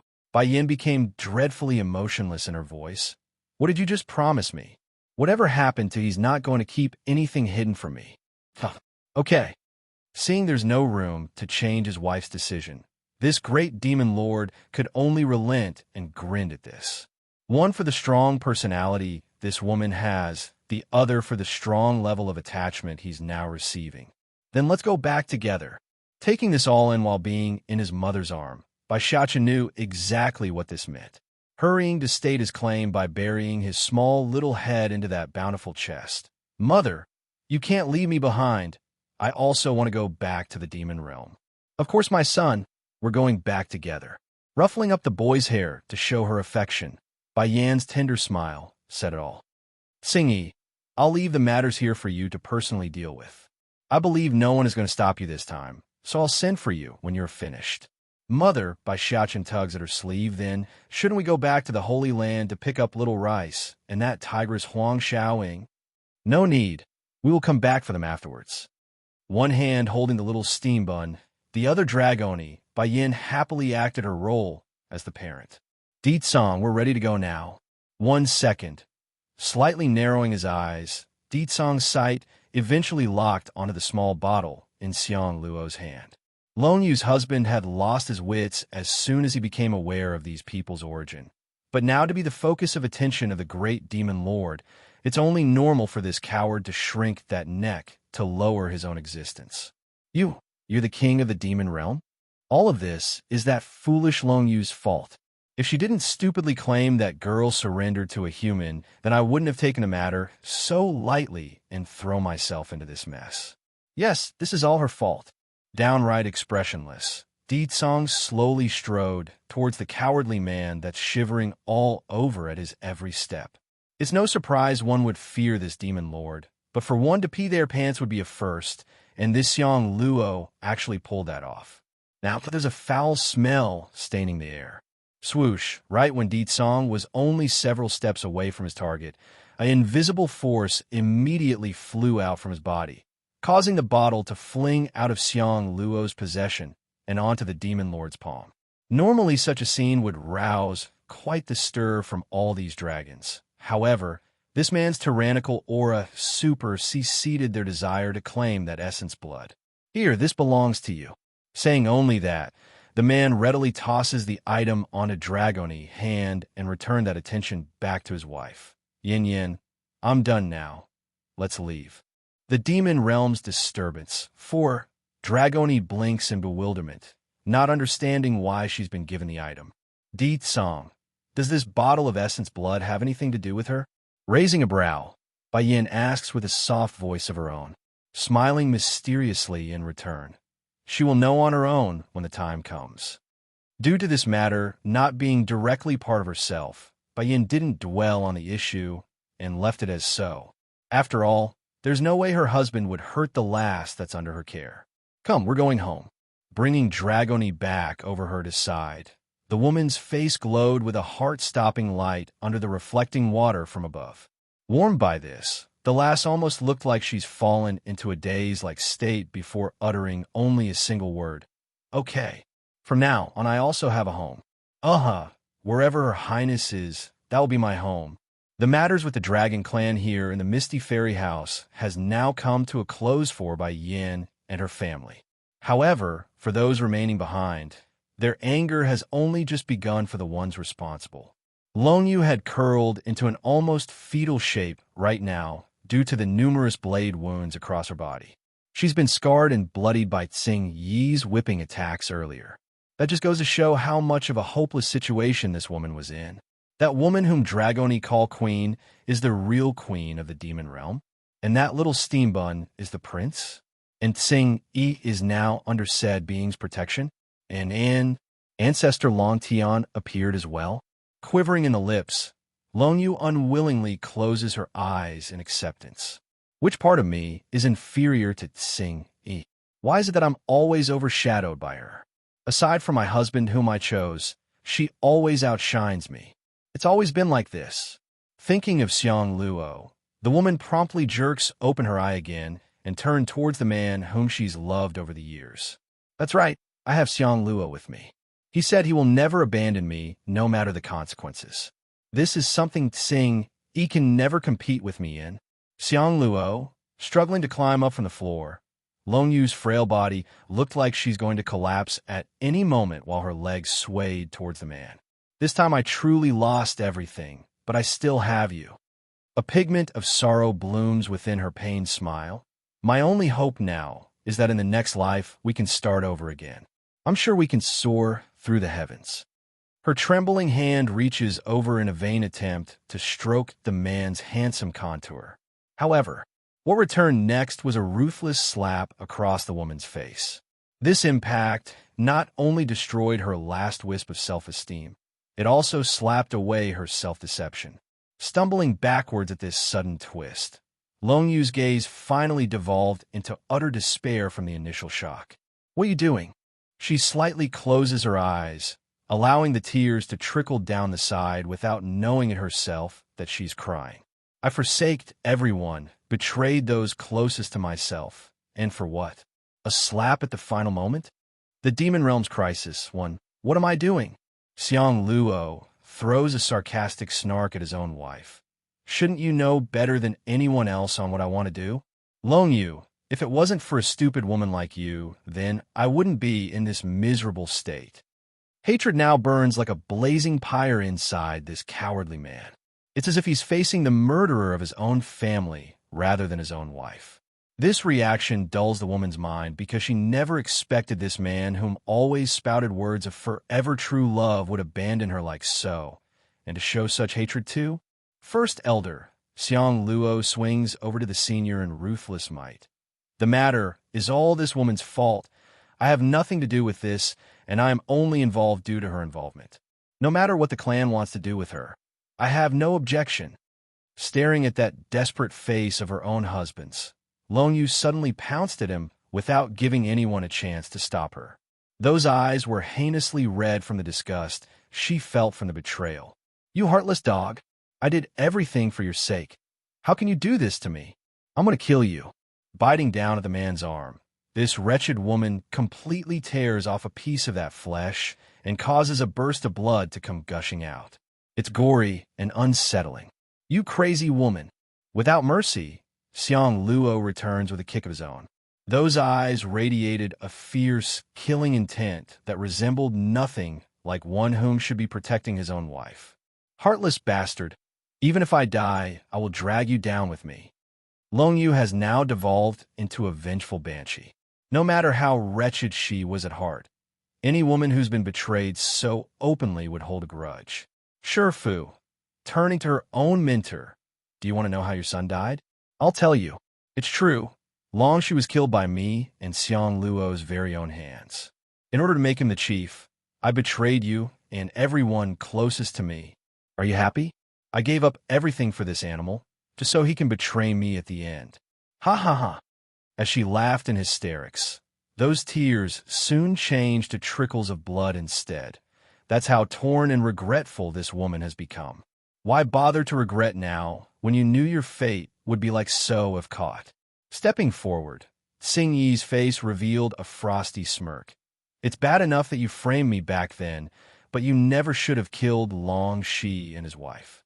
He never deserved such a fate because he never thought to serve as the chief. Long Yu shuddered for the third time again today. She knows, after learning of Bai Xiaqin and the others' background, there's no way for her to get out of this hot mess. So, she didn't even try to retort against that remark. Seeing E, still stuck in his hopeless delusion, Xiang Luo rushes over to cling onto the dragoness's leg. I really didn't know anything. All of the things were done by Long Yu herself. I was manipulated by her. She only told me I could take the chief's position and nothing else. You must believe me. This only irritated the dragoness rather than help his case. Flashing a dangerous light in those eyes. The both of you are going to die. Don't think about escaping. The both of you are going to die. Don't think about escaping. Losing his grip at the death sentence, the coward no longer had the courage to continue his act. Scrambling to get off the floor, he makes a hard dash for the outside in his futile attempt to flee. Unfortunately for this bastard, though, two of the stronger males had already blocked off his path ahead of time. The Demon Realm's crisis, too. The first elder was the first to take the lead in kneeling down at the dragoness to show his respect. Hail the chief! Hail the chief! Hail the chief! The rest of the clan members quickly did the same after seeing their de facto leader surrendering. Standing there with her hands behind the back, Tsing Yi remains emotionless under the glistening light of the sun's ray breaking through the water's surface. Rise, all of you. First, I want Xiang Luo and his wife detained inside a secure dungeon. Afterwards, go locate every single individual who was close to them over the years while I was gone. I want to know who they are and what they've done with the two. Everyone's heart shuddered at this order. They all understand that this was the signaling of a clean sweep. The woman intends to clear out the corrupt factors within the clan. Chief, let me handle this matter. It's time we cleaned out the corrupt variables within the clan. Bellowing out a hearty laugh, the first elder volunteers himself for the job. Affirming the idea with that sound. I have another news to announce as well. After this matter is over, the clan here will merge into the one over in the demon realm. Now that the seal is broken, all demons are one, so there's no longer a need for two dragon clans. Also, I'm not your chief. The first elder didn't take the last bit so well, showing dismay. But where are you going? Curving her lips into a smile at the thought of her own future. I, of course, am going to follow the one I swore loyalty to for the rest of my life. After I'm done dealing with Long Yu and her husband, anything else that happens with the clan is no longer my concern. I only have one identity thereafter, by Yan's familiar beast. Demon Realm. A woman wearing a flaming red dress was currently frowning at the bunch of people in front of herself. Go back, all of you. I cannot leave this sacred mountain. But Lady Su, fourth elder, smiles wryly. First elder left with state teacher to some unknown place, and most of the palace guards are away with the princess. Now, there's only Tiger Chief, Huang Che Mu, and the other remaining elders to stand in defense of the palace. If things continue like this, then that wild lass from who knows where really will topple us demons.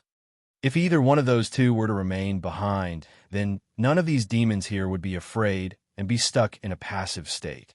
Sadly, that's not the case, and now there's no one left who could contend with the powerful people that's currently causing havoc across the demon realm. That woman is from the celestial realm? Suzaku, Phoenix, turned heavy in the face as anger brewed inside those eyes. If not for those from the celestial realm, then King and Queen wouldn't be separated for so many years, nor would us the four sacred beasts be separated by life and death. The vendetta has long been made between this Phoenix and those Celestials. Unfortunately for her, she's unable to leave this demon mountain to exact revenge. They should be from the celestial realm. Now that the seal is broken, anyone is able to freely leave and come as they please to our domain. Since the human world wouldn't have this many powerful individuals that could rival our own, I believe they are. The fourth elder answers with a sigh after some contemplation. Thankfully, I sent away some of the most talented members from the various clans prior to this incident. Otherwise, they will die in vain at this rate. In the fourth elder's mind, his opinion was that if they couldn't beat the enemy, then the next best option would be to reduce the losses until their king returns to save them. Gleaming a cold light in her eyes, Suzaku eventually loosens her tightly knit brow. Don't worry.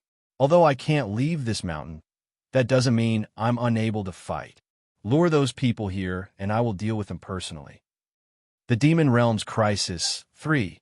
Suzuka's an indifferent person to begin with. Ever since she parted ways with those whom she cared for 1,000 years ago, she's had no extra feelings left for these in the Demon Realm. However, this place remains to be the precious domain her queen wishes to protect. That reason alone meant she couldn't turn a blind eye. What's more, the wild lass coming out of the Fourth Elder's mouth might be from the Celestial Realm as well. Arching his fist in delight at the notion, Fourth Elder didn't think twice about the offer. Then we will have to bother your ladyship. That said, the group quickly got up from the floor and departed from the mountain. At the same time, a ruckus had erupted outside the palace gate. Doors flung apart to one side. An old lady was left stranded on the ground with her crutch due to the fall she took. This granny kept calling out the fact that it hurts due to this. "Ma, are you all right, Ma?" Tiger Chief Huang Che Mu grew furious at the sight. After confirming his own mother was fine, the man immediately locked eyes onto the ones responsible in front. Their demeanor was no different from gods looking down at some peasant. That's how egotistic their attitude was, especially the girl wearing the pink dress at the middle. "Quit straggling around the entrance. Hurry up and scram before I get mad." An old man next to the girl stepped forward to holler out this demand. Huang Che Mu had to fight hard in order to suppress the urge to pounce at the rude old man. Of the multiple clans that's willingly to stand up to these invaders, his Tiger clan had suffered the greatest casualties and damage. If not for the Fourth Elder being smart and sending a large flock of their underlings out to the human world for help, they would have already thrown themselves at the enemy regardless of the price. "Chief!" The Tiger Guard behind their leader all drew their weapons, those blades ready to go at any moment. "Let's strike out at these bastards. When the king and queen returns, they will surely get revenge for us. When have us demons suffered such indignation? These bastards are only acting out because his majesty isn't around. If state teacher or first elder is still around, they would never dare to go wild on our turf. That's right, nothing but a bunch of cowards that only know how to pick on the weak. Us demons haven't fallen so low that we would be afraid of such people." The impudent words from the invaders has definitely angered those standing here in defense of the palace. Right now, a single word of consent was all that's needed for these loyal demons to charge forward, even if that means their own death. "Huang Che, old Madam Huang, what are you two doing?" Right when the Tiger Chief's about to make the gesture to attack, a familiar voice rings out from the rear, causing that hand to halt in mid-action. "Elders," old Madam Huang hurries over to the group of seniors. "Is the queen back yet? Where's my granddaughter? Is she back as well?" The Demon Realm's Crisis. 4. In order to pursue her own love and future, Huang Xiao Ying, Tigress, had left the Demon Realm along with Little Rice and Bai Yin back then of her own accord. As a result, this poor grandmother could only come to the palace every day seeking information on whether or not her granddaughter has returned. Watching the trembling old body of the woman that's making an almost praying gesture with those hands, the elders present all sighed at this picture. In the end, they decide to spell the truth. The queen hasn't returned yet. In that instant, old Madame Huang seems to have aged considerably as her hands hung powerlessly back to her sides. "Ma." Feeling his heart tightening up, the Tiger Chief attempts to help support that unstable body. "Don't worry, Ma. Xiao Ying is with Her Highness, so there's nothing to fret. I'm sure they're all right, and will soon be back." Naturally, this didn't work despite the effort. She's heard it many days already since that day her granddaughter ran away from home. "What were you people doing just now?" Fourth Elder frowns as he eyed the bunch of unwelcomed intruders at the front. According to the Elder's assessment, the girl in pink should be the one in charge despite the other seniors nearby being incredibly more powerful. It's almost like he's confronting a tsunami just by staring at their aura. Fourth Elder, the Tiger Chief grits his teeth. "This bunch of bastards hurt my ma." Truth was, this filial son had wanted to send this old grandmother out to the human world as well in search of Huang Xiaoying. However, age has always been a bitch when it came to travel, so the notion was quickly dropped after putting all the details on the table. "You people have already kidnapped a lot of us demons away during this time. Why do you not spare even an old granny?" The one to cry out was the fifth elder. Beard shaking, this one had flames of hatred in his eyes. The girl returns with a snarky smirk. I did catch a lot of demon beasts to form contracts, that's true. However, all those are too poor in terms of quality, hardly worth of my noble status. What do you want then? The fifth elder's fist starts making a crunching sound from the tense grip. Very simple. Fiddling with a pang of her hair. The girl smiles brightly despite her next words. I heard your king is very powerful. I'm sure he would make a wonderful pet for myself. How about that? Those arrogant words literally left everyone bulging their eyes out. To these demons, that fine contour only looked disgusting and grotesque because it's not the face of a beautiful damsel, but an executioner. Half a month ago, when the seal to the realm shattered due to the eye being destroyed, it was this girl and her people who first charged in here and wreaked havoc across the land. Those who were most talented and young was immediately sent out to the human world in search of help. But for those who were slow and incapable of fleeing with the main body, they were promptly captured by these invaders. The ending for those poor souls were either death by torture or forcefully tamed by a blood contract, forever sealing their fate as slaves to be used at will. The Demon Realm's Crisis 5. Outrageous. How dare this female even think about making the king her pet? Ridiculous, absolutely ridiculous. Ha ha ha. Fourth elder bursts out laughing, his eyes full of mockery and contempt. Little lass, I'm afraid you are nowhere as capable as you think you are. Tame our king. The remark obviously didn't leave a good impression on the pinkly dressed girl that's in charge of the invaders. Darkening in the face. Only a bunch of animals. What ability do I need in order to tame a beast? But know this, even an animal can have their status raised by having a proper owner. My identity is unquestionable, so your king will also rise in order. If that king of yours return and find out you're hindering his wondrous future, then I can already see him killing you first. Seeing the other elders are quickly losing their temperaments as well now. Fourth elder hurries to block off their movement with his hand, cold in the face. It's possible to let you meet our king. However, I'm curious if you're brave enough to follow us to him. What would I fear? Cocking her chin high, the girl stands ready like a proud peacock. Lead the way, you lowly beast. Miss, one of the elderly men beside the lass hurries to stop this by tugging at her sleeve. This isn't a good idea. I heard there's also a lot of powerful masters in the demon realm, so I suspect they're luring us into a trap. Masters? The girl shows a despised grin in return. Senior way. Why do you look down at yourself before even meeting the foe? I've been here for so long and haven't met a single master yet, not to mention some whatever king.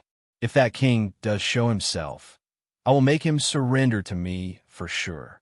A beast should have the awareness of a beast. Nothing but animals. How dare they start pretending to be royalty and whatnot? Seeing his words won't have any effect, Senior Wei could only smile wryly as he followed the girl inside the palace. Ma! Supporting his own mother's back, Huang Che Mu makes a bittersweet face. You should have left with the group at that time. Leave? Old Madame Huang shakes that head in disagreement. No, I'm not leaving this place. This is our home. Where can I go? Also, Xiaoling will definitely come back on her own. She will. Having said this, the granny suddenly slaps her own son across the head like she's thought of something infuriating. Why didn't you help Her Highness that day? If the queen didn't leave, then Xiaoling wouldn't have chased after them as well. This is all your fault. The tiger chief didn't have any words to soothe that ire. It's not like he didn't want to help. Rather, he only learned of the fact after the matter when Di Tsong flew into a rage. Ma, I didn't know about the matter until it's too late. Rubbing the back of his head, the tiger chief felt like he's being wronged, sending a glare at her own son again. When Xiaoling comes back, you're not allowed to yell at her or punish her. It's all because of your poor attitude that she ran away from home. But the girl clearly ran away in pursuit of that white cub. What does it have to do with my attitude? Whether or not this discussion's up for debate wasn't a choice, because the granny had started to walk towards the palace as well. Ma, what are you doing? The tiger chief grew anxious at this sight, pulling at his own ma's waist to stop her. This is too dangerous. You need to go back to the residence. grinding her molars. You can go back if you like. I'm not leaving. These bastards are too much. How dare they go after the king with their filthy thoughts? Finding there's no way to change her mind, the tiger chief knew he's better off letting her do as she pleases. Following from behind like a good boy, the mother and son duo went off into the direction of where the elders disappeared to. The Demon Realm's Crisis 6, base of the mountain. The hearts of these elders were all thumping with excitement, for they're so close to their goal. However, things don't always pan out the way one wishes.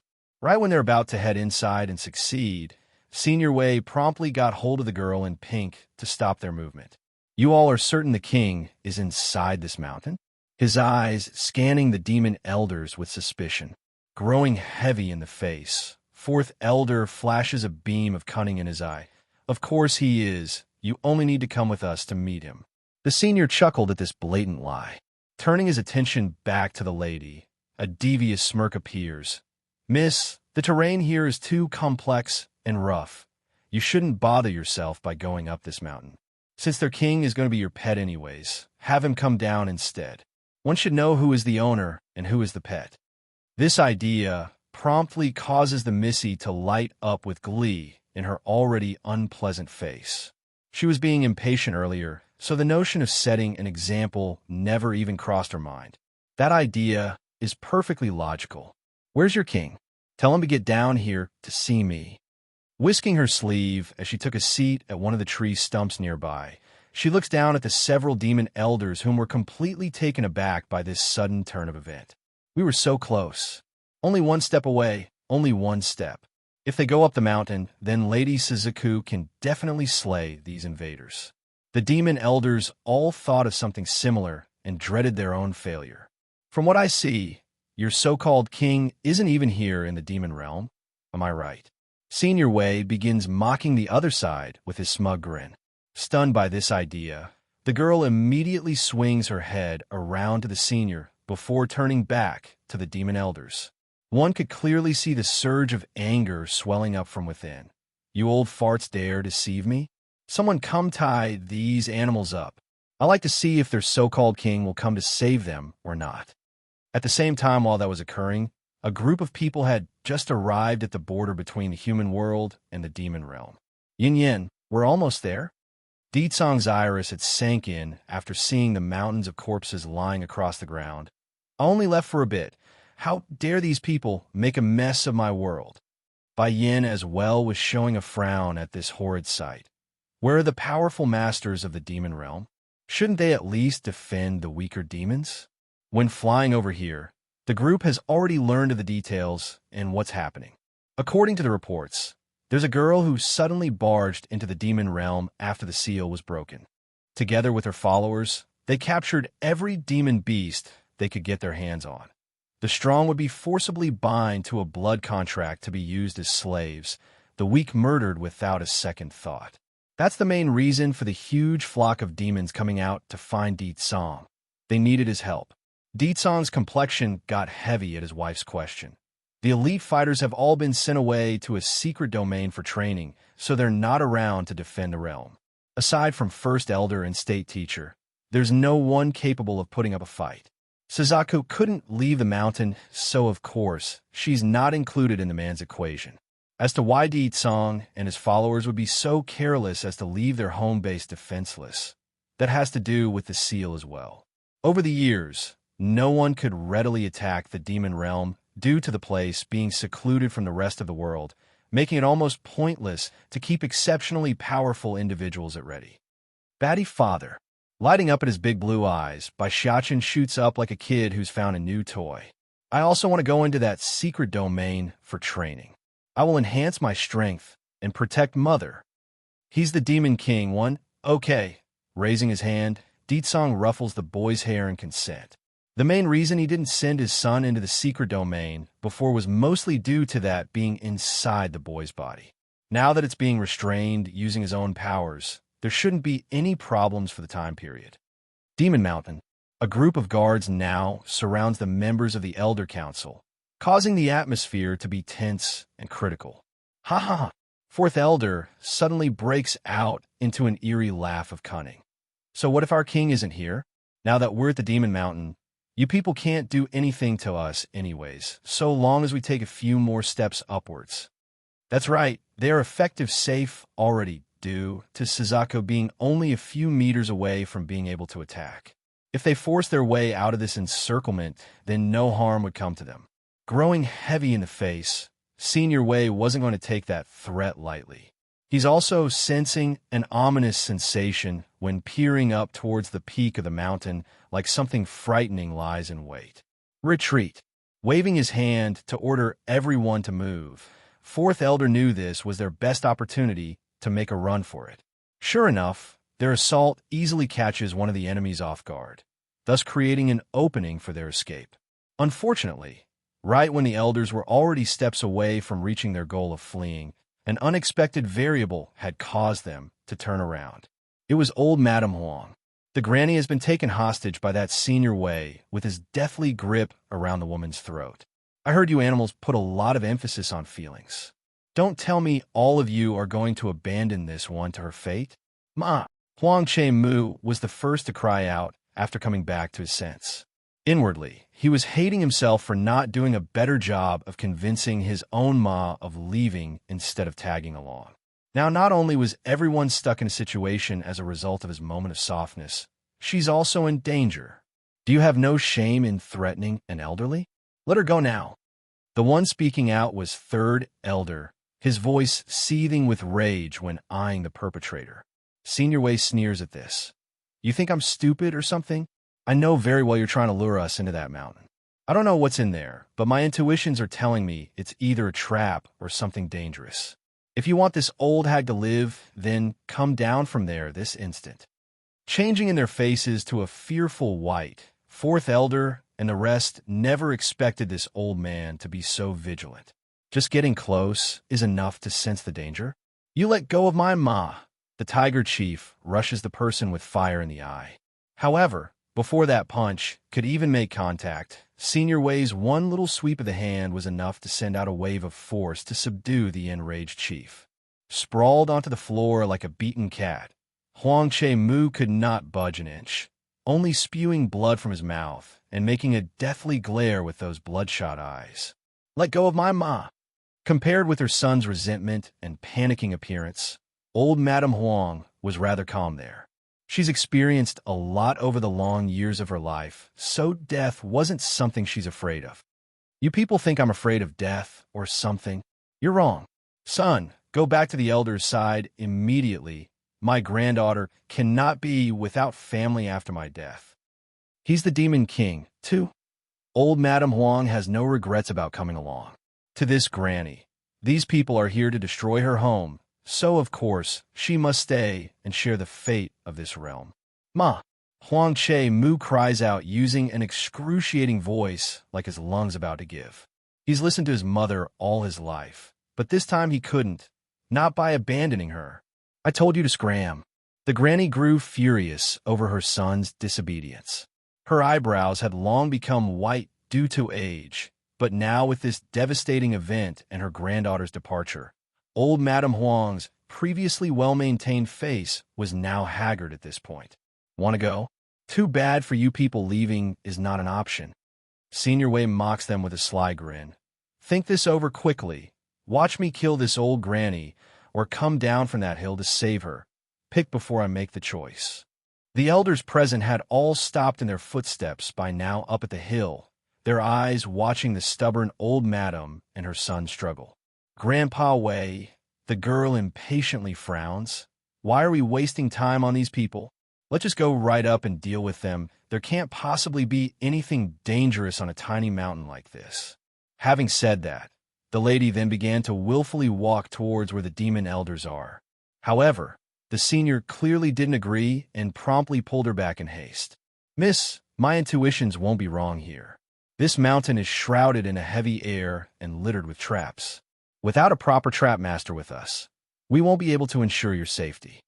Back up at the hill, Fourth Elder was growing increasingly more anxious as the seconds dragged on.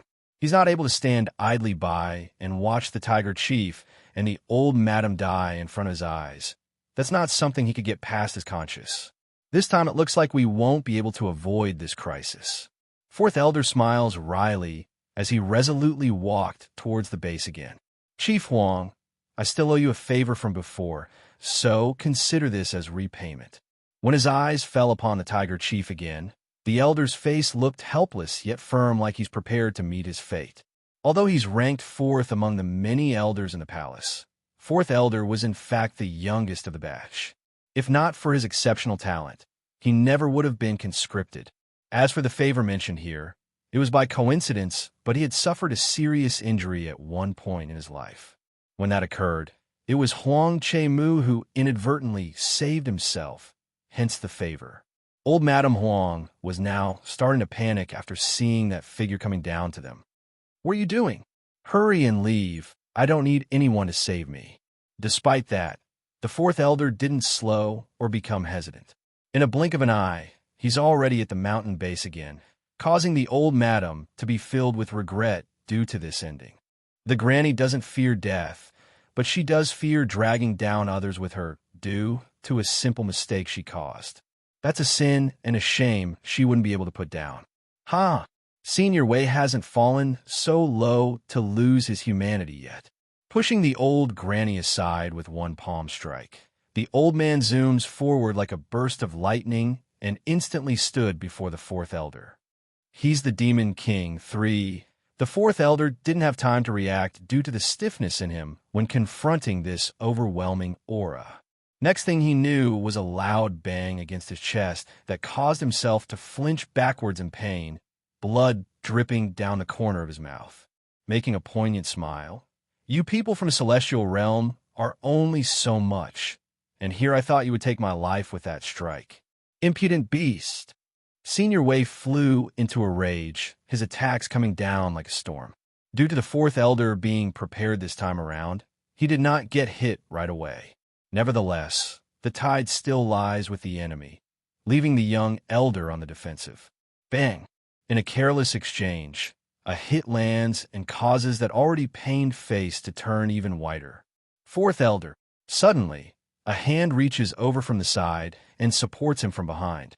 Turning stiff at the realization, the Elder promptly swings his head around to find a familiar face. Quivering in the lips, "Old Five, what are you doing here?" Without hesitation or fear, the rest of the members of the Elder Council had also returned from the hill, their faces firm and unyielding. "You guys, Old Four, all of us are one. That's what makes the Demon Council strong. First Elder is away, and Second Elder is being punished. That makes me the leader here." The Third Elder coldly confronts Senior Wei, who's eyeing himself with contempt.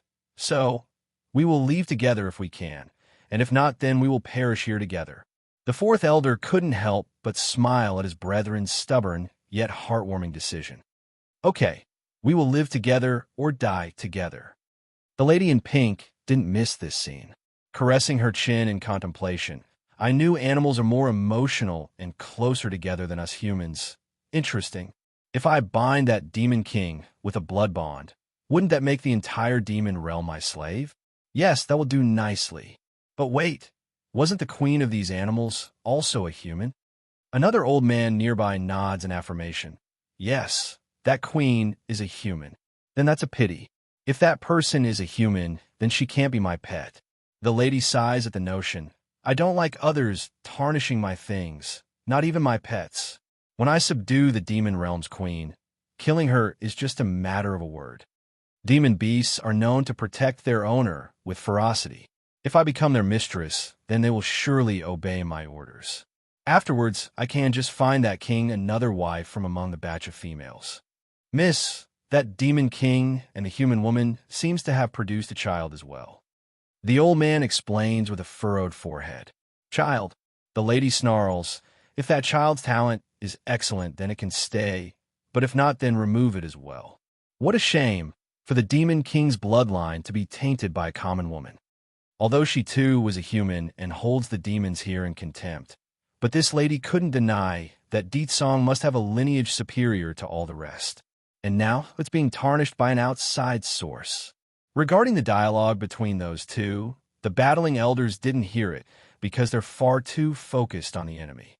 But if they did, He's the Demon King, for, with the added addition of the other elders into this fight, Senior Wei himself was now forced to a standstill as well and couldn't do anything to them. Making an involuntarily frown at this lack of progress, the girl in the back shoots a signaling look to the other subordinates under her charge. The old men understood immediately. Drawing their weapons, they rushed over to join the fray. Old Eight, careful! Fourth Elder tenses up at the sight of an enemy, trying to attack his brother from behind. In his haste, the young man could only push the person aside to take his place. Because of the exhaustion in his stamina and the duration of the fighting being dragged on, Fourth Elder honestly didn't have any ability to escape that strike anymore. Next thing he knew, a blade had pierced right through his back and out through his chest. Blood came gushing forward like a column as a result, causing everyone's eye to be dyed an anguish red. Rushing the assailant like a mad dog at this sight, Third Elder fuses all his power into that palm strike to repel the enemy. Surprisingly, he actually managed to force the foe backwards with his attack to gain some space despite being the weaker one. Old 4, catching the injured one before he collapses, Third Elder could see the man's robe had been stained red by blood. That ghostly white complexion didn't help the situation either. Oof! Fourth Elder coughs hard in his attempt to speak. I'm fine, don't worry about me. Hurry, hurry, and take old Madame Huang up to the Demon Mountain. Scanning the enemies blocking their path again, then back to themselves who are either injured or just barely holding on, Third Elder makes a bittersweet smile. Looks like it's too late now. Hey! The girl breaks through the crowd, her hands forking that waist like she's annoyed by the delay. I will give you all another chance. Go bring your king to me, and I will not take your life out of consideration that you're going to be my slaves. Spitting at her words, Eighth Elder scornfully yells out his response. Dream on. Our king will never become someone's pet or slave. You're not him, so how can you make the decision for him? Besides, how would you know he wouldn't want to be my pet?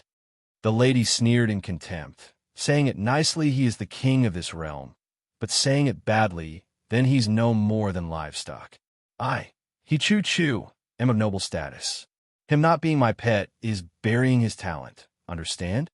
But before anyone could say another word or respond to this outlandish statement, a dark and menacing voice promptly spread across the terrain from the sky, causing even the ground to shudder in fear. You want to make me your pet?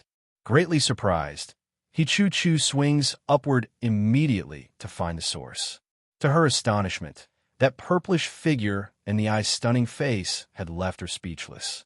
She's already heard of how beautiful and handsome some of these demon beasts could become when taking on a human form, but not to this degree.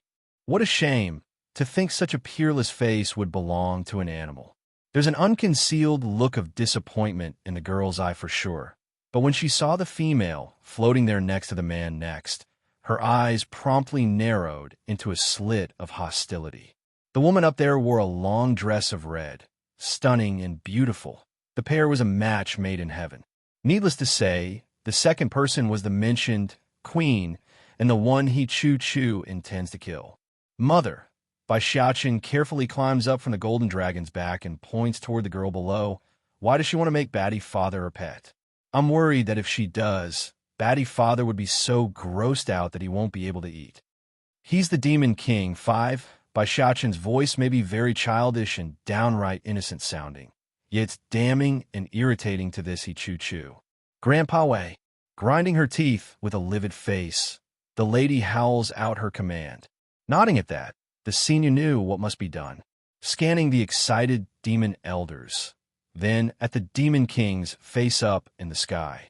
As expected, the king of the demon realm is different from these rabbles. If you're willing to submit to my lady, then there will be plenty of benefits waiting for you. Cold in the voice, the senior throws out his idea of a good proposal only to be ignored like he's non-existent. Landing on the ground by jumping down from the gold dragon's back, Bai Yin directly comes before Fourth Elder to stuff a pill into the man's mouth. Moments later, the blood was quenched and the wounds quickly mending. Queen, the injured individual started to get emotional once the tears started to flow. You're finally back. That day it really wasn't His Majesty's intent. He was framed by another who used second elder to their advantage. We made sure the perpetrator has paid the price. Watching the grim look on the fourth elder's face, Bai Yin sighed. I know everything. That's why. I returned. Openly sobbing now, this is great. The queen is back, and the king won't be so furious anymore. Only a human woman. I'm really curious on why you would become the queen of these animals. Don't tell me it's because you couldn't think things through after being discarded by another man, right? If that's the case, then it's truly a pitiful story. Finding that she's being ignored, He Chu decides to forcibly interject into their conversation by using her sarcastic words. Bang! Suddenly, a strong gush of wind sweeps over from the side from out of nowhere. She wanted to dodge out of instinct from this surprise attack, but it's already too late by then. Her body got tossed over into the air similar to a broken kite as blood sprinkled the ground like rain droplets. Miss! Senior Wei flies into a rage, his eyes spewing fire at the silvery-haired assailant. You will pay for this transgression with your life. Shrouded in his own anger, this old fella has apparently become blind to Di Tsong's overwhelming and dangerous aura. In a flash, the senior has come before the great demon king to grapple that neck using his talon-like fingers. Unfazed and unafraid, the demon king didn't even flinch at this direct attempt at his own life. Releasing his insane power to enshroud the senior in his own force, a strange and eerie of silvery light seems to have materialized due to the intensity. Poof! None of them could catch what just happened. They only knew Senior Wei just abruptly froze in mid-action and started to bleed all over his body. It's as if innumerable swords had slashed and pierced through his body from out of nowhere. For a while there, the whole mountain was thrust into a deadly silence where even a touch of a feather could be heard. The most astounded here had to be the people brought along by He Chu, of course. They were horrified and stunned by this amazing display of power. It couldn't be helped. Senior Wei was the strongest among their group. Without him, what could they do against this demon king? You are not from the celestial realm. Di Tsong loudly proclaims. Speak, where are you people from? Third elder quivered at this notion. King, you mean to say they're not from the celestial realm? That's right, showing an evil smirk. Those cowards know very well of the demon realm's strength. They would never dare come invade so openly, let alone claim they could subdue me. Tire them to death, huh? Not from the celestial realm?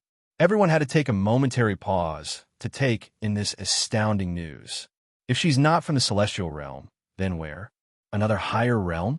Loosening his arms around Bai Yan's waist, Di Tsong slowly came before He Chu, who still sprawled there on the floor after his attack. It's dreadful for the lady. Not only did she suffer a severe injury by that strike, the ominous air felt suffocating in her current state like she's being pressed down by a mountain. In addition to the human world, demon world, and celestial world, there's also other worlds in between these three. Since you're no ethereal being from the underworld, it's safe to assume you're from the spirit world, or spirit realm by its official name. Am I correct? Under that tyrannical gaze, He Chu instinctively wanted to squirm away. You? How did you know that? The spirit realm was located at the outermost edge of the demon realm. It's also the main channel to the other realms like the human world. Due to the fact that the various realms were sealed and cut off from one another 1,000 years ago, the spirit realm was also left in seclusion during a long period of isolation. Hence the reason why the demon elders didn't realize this fact. But now that the barriers separating the various worlds has been shattered at the hands of Di Tsong's will, everything was quickly coming undone and returning to its original state from eons ago. I've said it already, those coward from the celestial realm doesn't have the guts to come make trouble for me. Feeling the man's violent aura coming down above now, that they're only inches apart, He Chu starts flustering in a panic. Someone quick, save me. The old followers that came with the lady trembled at the thought of confronting this menacing foe. Even so, they're the girl's guardian and would carry out their duties as needed. With a stern heart, they force themselves to move forward. Have you asked for my opinion in making trouble for my man? Bai Yan's hand caresses her son's head, She suddenly chuckles and interrupts the moment. You are nothing but a monarch rank. Do you think you can stop us? One of the seniors snaps at her. I can't, but they can. Pointing to the members of the Demon Council, her face showed confidence in them. Infuriated by this mockery. Don't think just because Senior Wei is dead that you can insult us like so. They are nothing but beaten dogs that lost to us. In the world of demons, they are only afraid of Deet Song. As for everyone else, they don't even consider them a target. Ignoring the rude remark, Bai Yin comes before the fourth elder again and tosses over a storage bag. This is... Fourth elder made a surprised and confused face after inspecting the content. Smiling. These damn pills are something I made while staying at the Misty Fairy House. They're called Limit Breaker Damn Pill. Take one, and your physical strength will exceed your original limits. For example, Fourth Elder, you are currently at the upper level of the Monarch rank, am I correct? With this, you will be able to have the arm strength equal to a Celestial rank. A pour of gasping sounds washed over these people. Their looks filled with disbelief when facing Bai Yan's gorgeous contour. A pill capable of raising one's arm strength by a whole rank? Where did she get such amazing recipes from? Bai Yan didn't do much to explain, because in her view this wasn't all that amazing.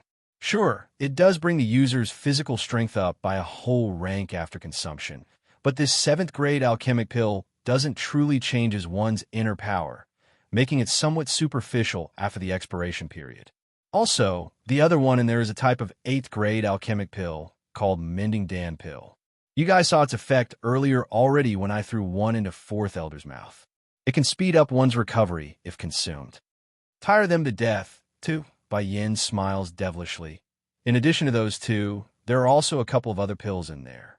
Some can help rejuvenate your internal energy. Some will regrow your limbs if you must. They're all yours now. I only have one condition, though. Kill these people even if you guys have to tire them to death. Fourth Elder and the rest of his brothers were all showing an unbelievable level of excitement on their faces. Staring at the ones who mocked them earlier, those seniors who came to invade their home no longer looked so menacing or dangerous. Rather, they have become praise in their eyes instead. My brothers, these bastards dare come make a mess of our home. For that, we will show them the price of this transgression. Yes, we need to exact revenge for the innocent lives lost at their hands. The elders frantically rushed the group of old-timers and directly stopped their act of attacking Deet Song as well. With the effects of Bai Yan's support, the fight played out exactly as she wished. Though their strength remains inferior to the enemy, but their physical strength was up there.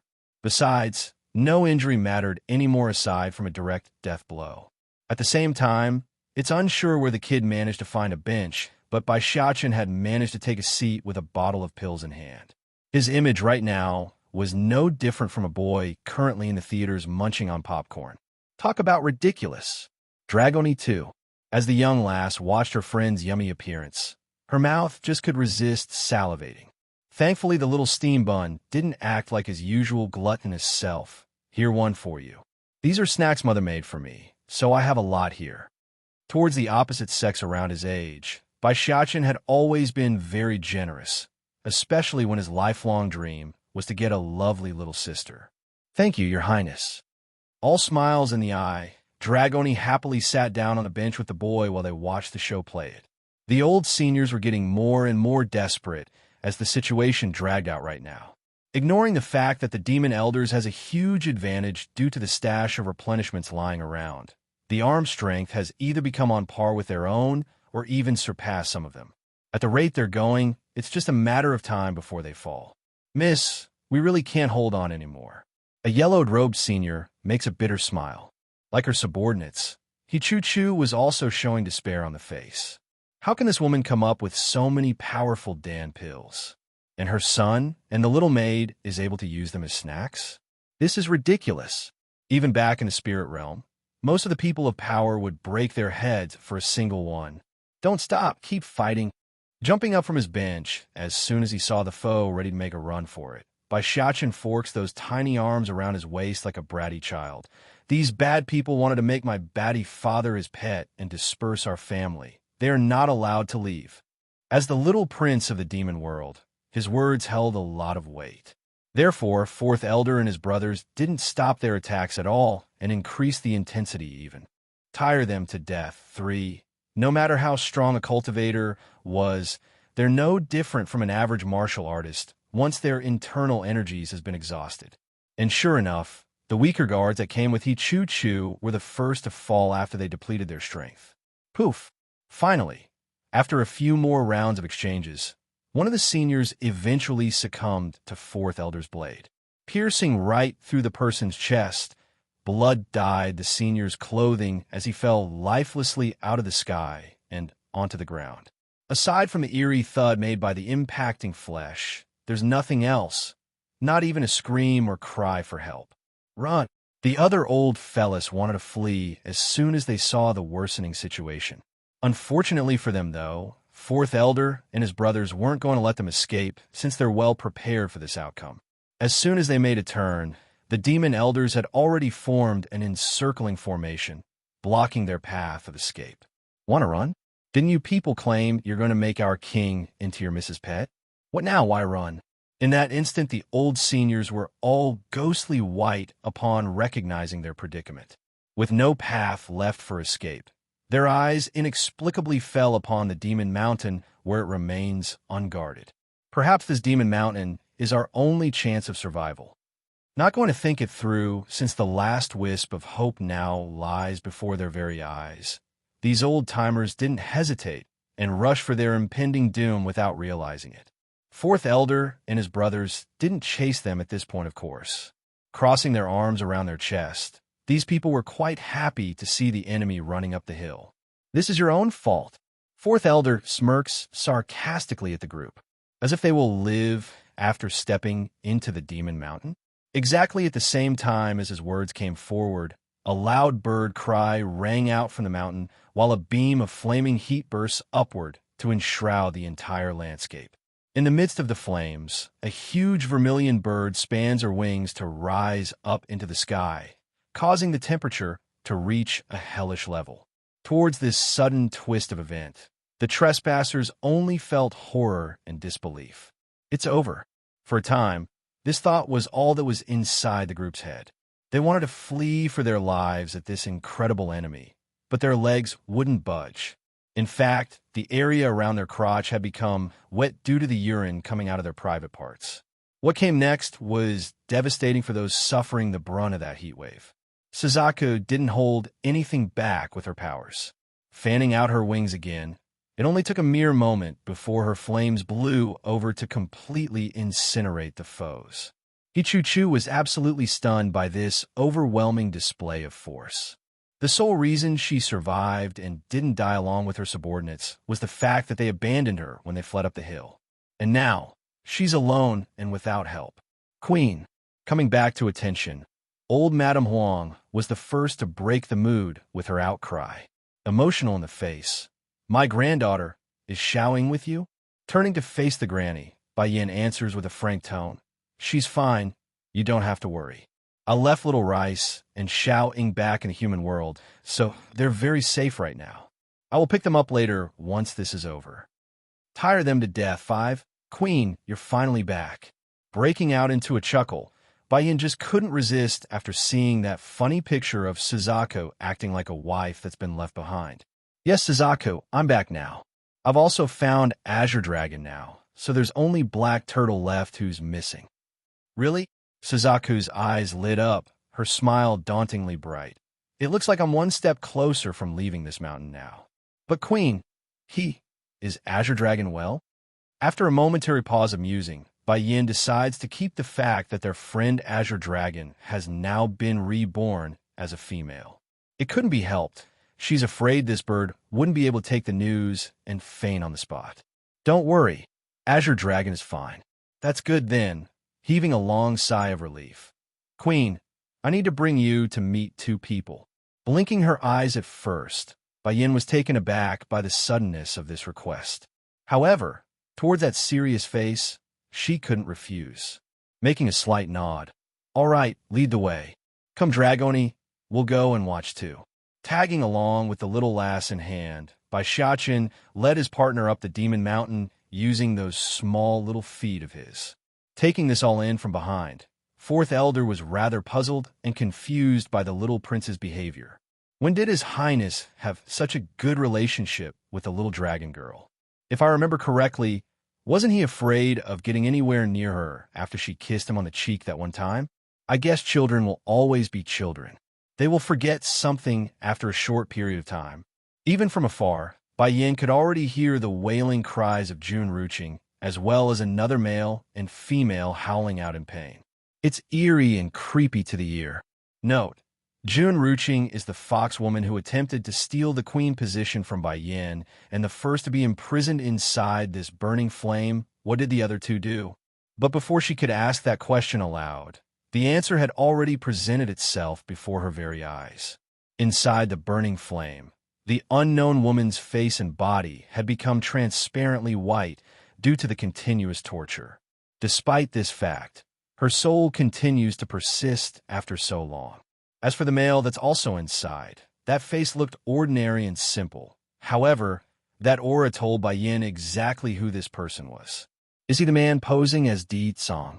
A burning hatred ignites out of the woman's pupil, her glaring eye locking onto the two perpetrators that nearly ruined her family. That's right, Suzaku's complexion darkens as her voice turned cold. This is all state teacher's fault. He made this person and hid the fact from His Majesty.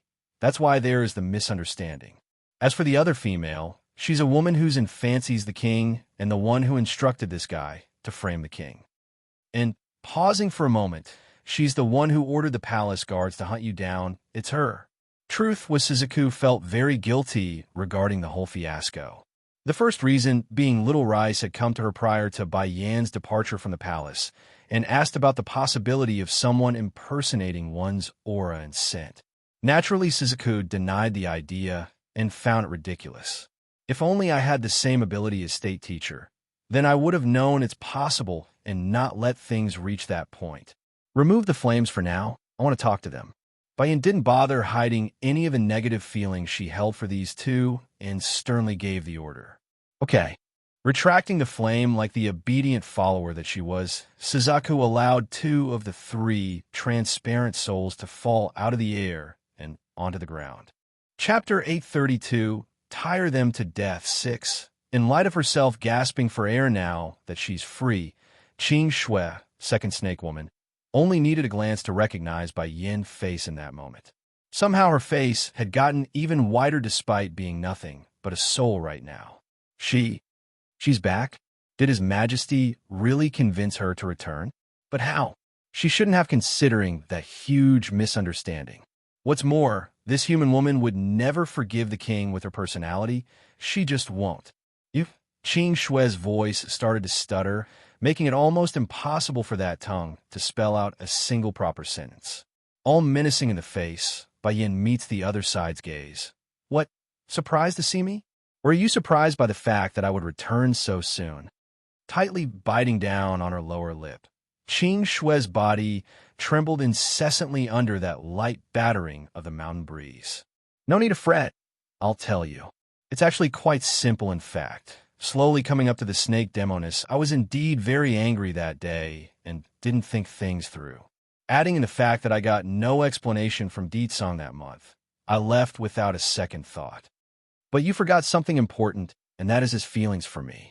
In order to keep me safe, my man had secretly given me a protection talisman to keep me out of danger. If that's the case, why would he try to kill me when he's so desperate to protect me? Bai Yin couldn't deny the fact that she and Di Tsong's time together was too short, making it easy for others to shake their foundation. But not anymore. This time she intends to rectify that problem. So I began to think, going over the events one at a time. I eventually found the flaws until I was certain something was wrong. Sneering in her lips now, Bai Yin stares down at the snake's soul with contempt. And when he came for me, it didn't take much for me to believe his words.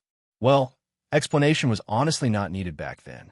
Issue was Bai Yin wanted Di Tsong to learn from the mistake of keeping so many secrets to himself hence the reason why she stringed him along with various terms and such. Qing Shui had gone stiff at the knowledge. Slowly closing her pained eyes, bitterness gripped that voice. Why? Why did you show up? You are clearly just a human. Why do you get to keep the king to yourself? Lowering her momentum at the question, Bai Yin happily obliged her. Want to know why? No problem. I'll tell you. I'm with Di Song, not because of some prophecy you demons made up, nor did I marry him for the sake of my son, but rather for the fact that it's him. I love him, and that's why I'm staying with him. That's right. That's all the reason I need. I'm with him because I love him. If you had only went after me, then I might have given you a quick ending, but because you went after my son. Raising a smirk, Bai Yan's face grew terrifyingly dark and dangerous. I will let you know what it means to experience hell itself. Popping her eyes out in horror, Qing Shui stutters as she watched that beautiful face inch closer and closer. You, what do you want to do? I'm already so miserable and hurt by the one I love. What else do you want to do to me? What can be worse than having my soul burned by an ethereal flame? Suzaku, I'm finding the temperature of your flame lacking in dealing with this person. Taking out a bottle of pink powder, she readily hands it over to the phoenix. Use this. Okay. Waving her hand, the flaming cage once again imprisons the two souls and allowed Suzaku to easily pour the content inside. In that instant, a heart-wrenching scream once again rang out from within. If it said that the pain from before was 10 times the normal level, then this time it would be over 100. Worse of all, her soul's unable to be destroyed or disintegrate, making this perennially eternal damnation. Return to the Holy Land, one no. Seeing Qing Shui's agonizing pain, the man to the side instantly showed dread on the face as he pounced over to hug the woman's body in a futile attempt to help. Qing Shui, what's wrong? Tightly biting his lip, those eyes was bursting with blood as he swung over to face Bai Yin. No matter how much wrong Qing Shui did, she's already been punished enough. Why must you torture her like so? The more this man watched the woman whom he loved suffer, the more hatred there was in his eyes. It's so bad that this impostor had started to shake profusely due to the intense rage brewing up from within. She should have been aware of what awaited when she had you impersonate Di Song. Slowly turning away after throwing that answer out there, Bai Yin was done here. Suzaku, we're leaving, yes, mistress. Giving a faint nod return, the phoenix waves her hand again to intensify her flames, enshrouding the impostor as well in the newly erected fire. However, despite the intense pain, the man didn't scream or howl out in agony like before. Compared with the material pain of his flesh, the scorching torture in his heart had long dulled his senses.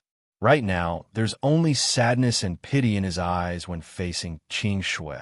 That's right. Even if this foul snake of a woman only wanted to use him for her own gains, he doesn't regret it. If he could, this person that's been used as nothing more than a substitute for another only want what's best for this demoness. He wants her to be happy.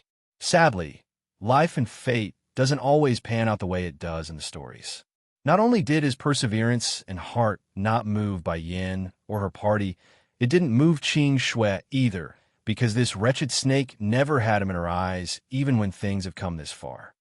Back over in the main gathering hall of the palace, Di Song had just finished taking his seat on the throne.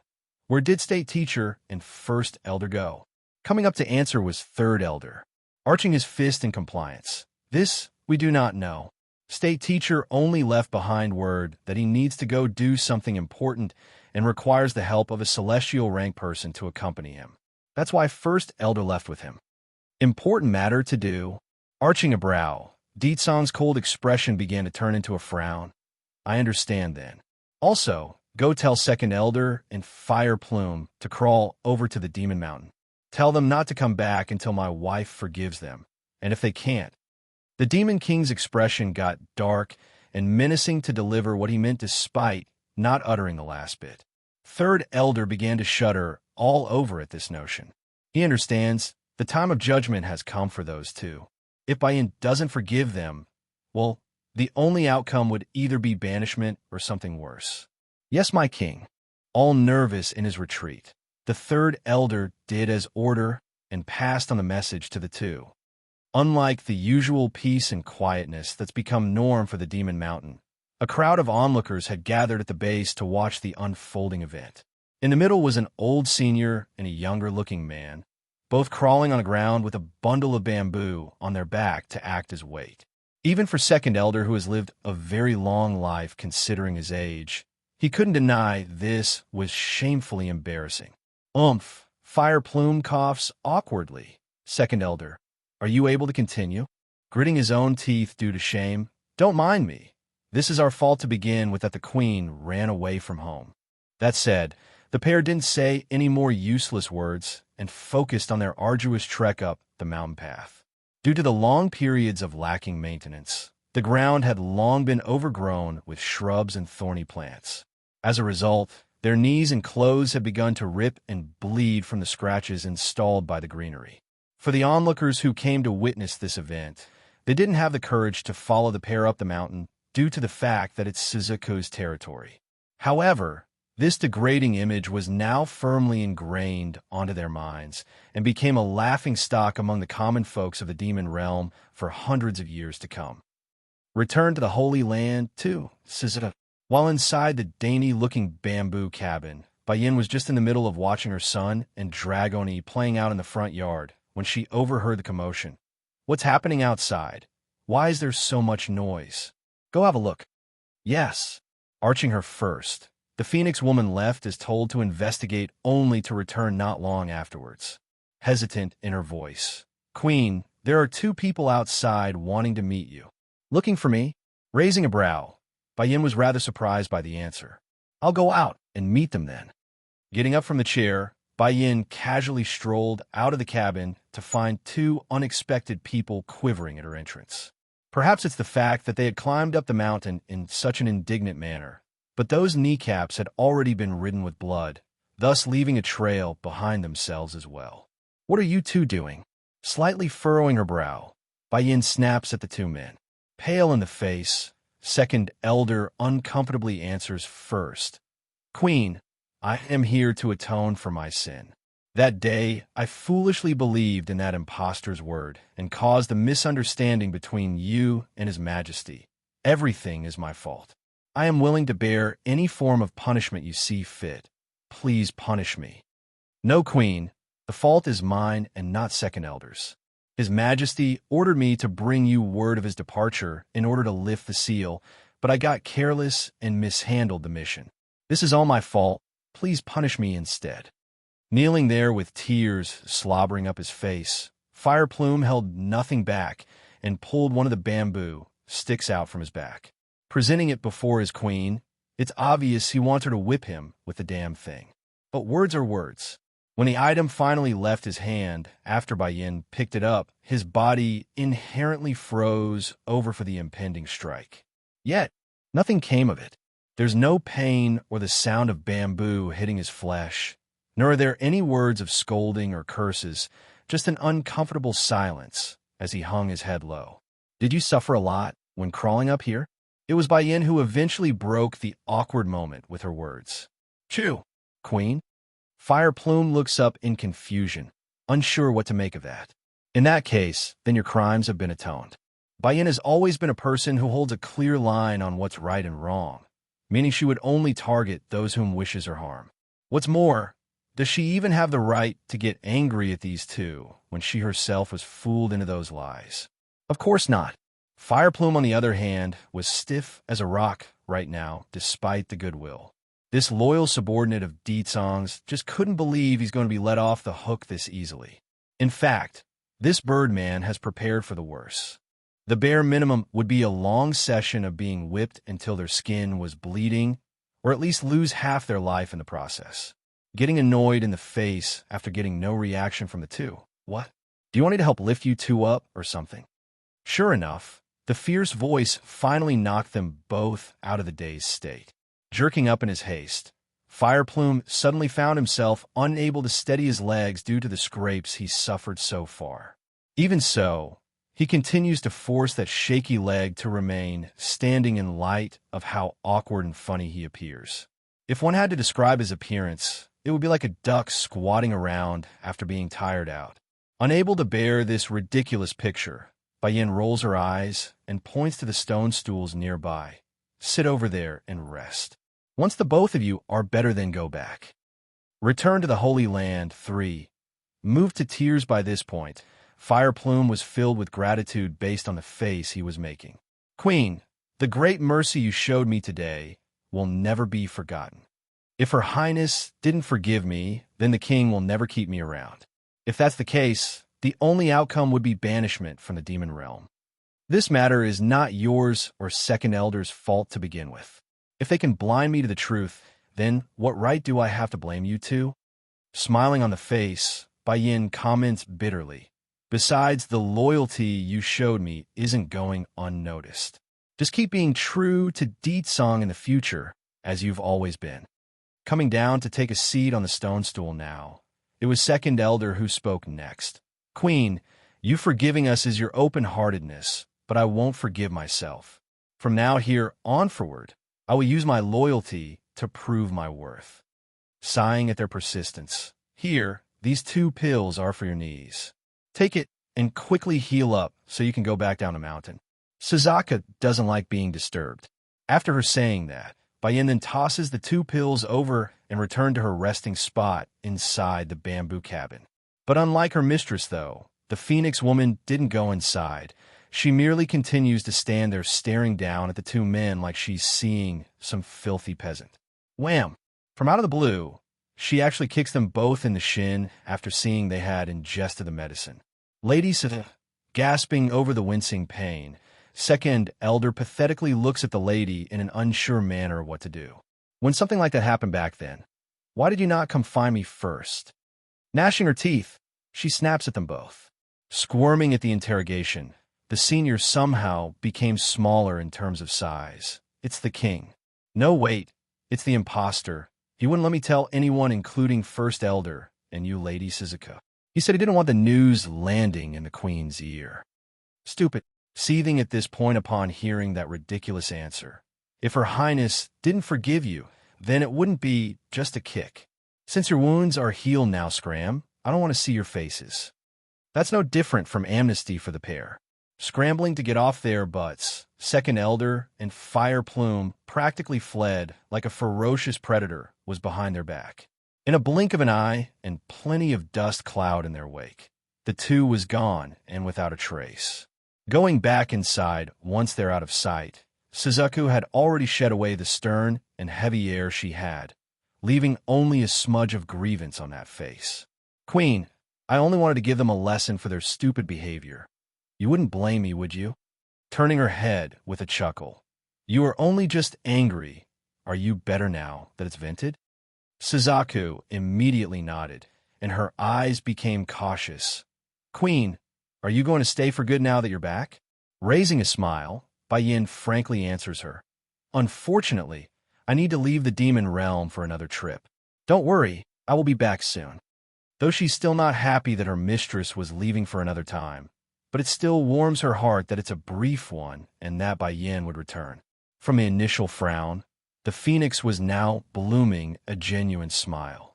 Queen, I can't leave the Demon Mountain now, but when you bring Black Turtle back, then I can finally leave this place. As I did 1,000 years ago, I will accompany you to the battlefield. Seemingly recalling back to their time together, Suzuka's gaze showed yearning and hope for the glorious days they shared.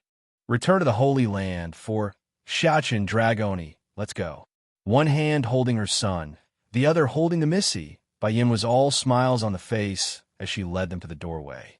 But mother, where are we going? Blinking his big, innocent eyes, the little steam bun tilts his head as he eyed his mother. We're going to your father, she answers readily. Now that the crisis with the demon realm is over, I want to go back to the Holy Land for a trip. Back to the Holy Land? The kids I began to sparkle. Does that mean we're going to see Godfather and Sister EE? I really miss them. Knocking on the boy's forehead with her knuckle, Bayin uses a doting yet stern voice to lecture him.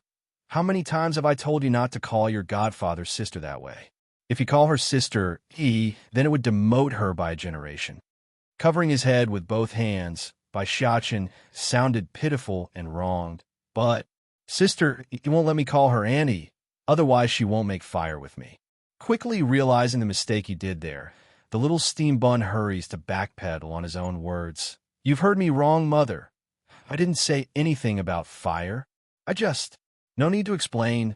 She huffs at her own boy. I had assumed it was EE who was a bad influence on you as a child, but to think my own son is bad to the bone when it comes to being an arsonist. Very well. I'm sure your grandchiefess will have plenty of things to say to you when they learn it's your own idea to burn down the treasury vaults.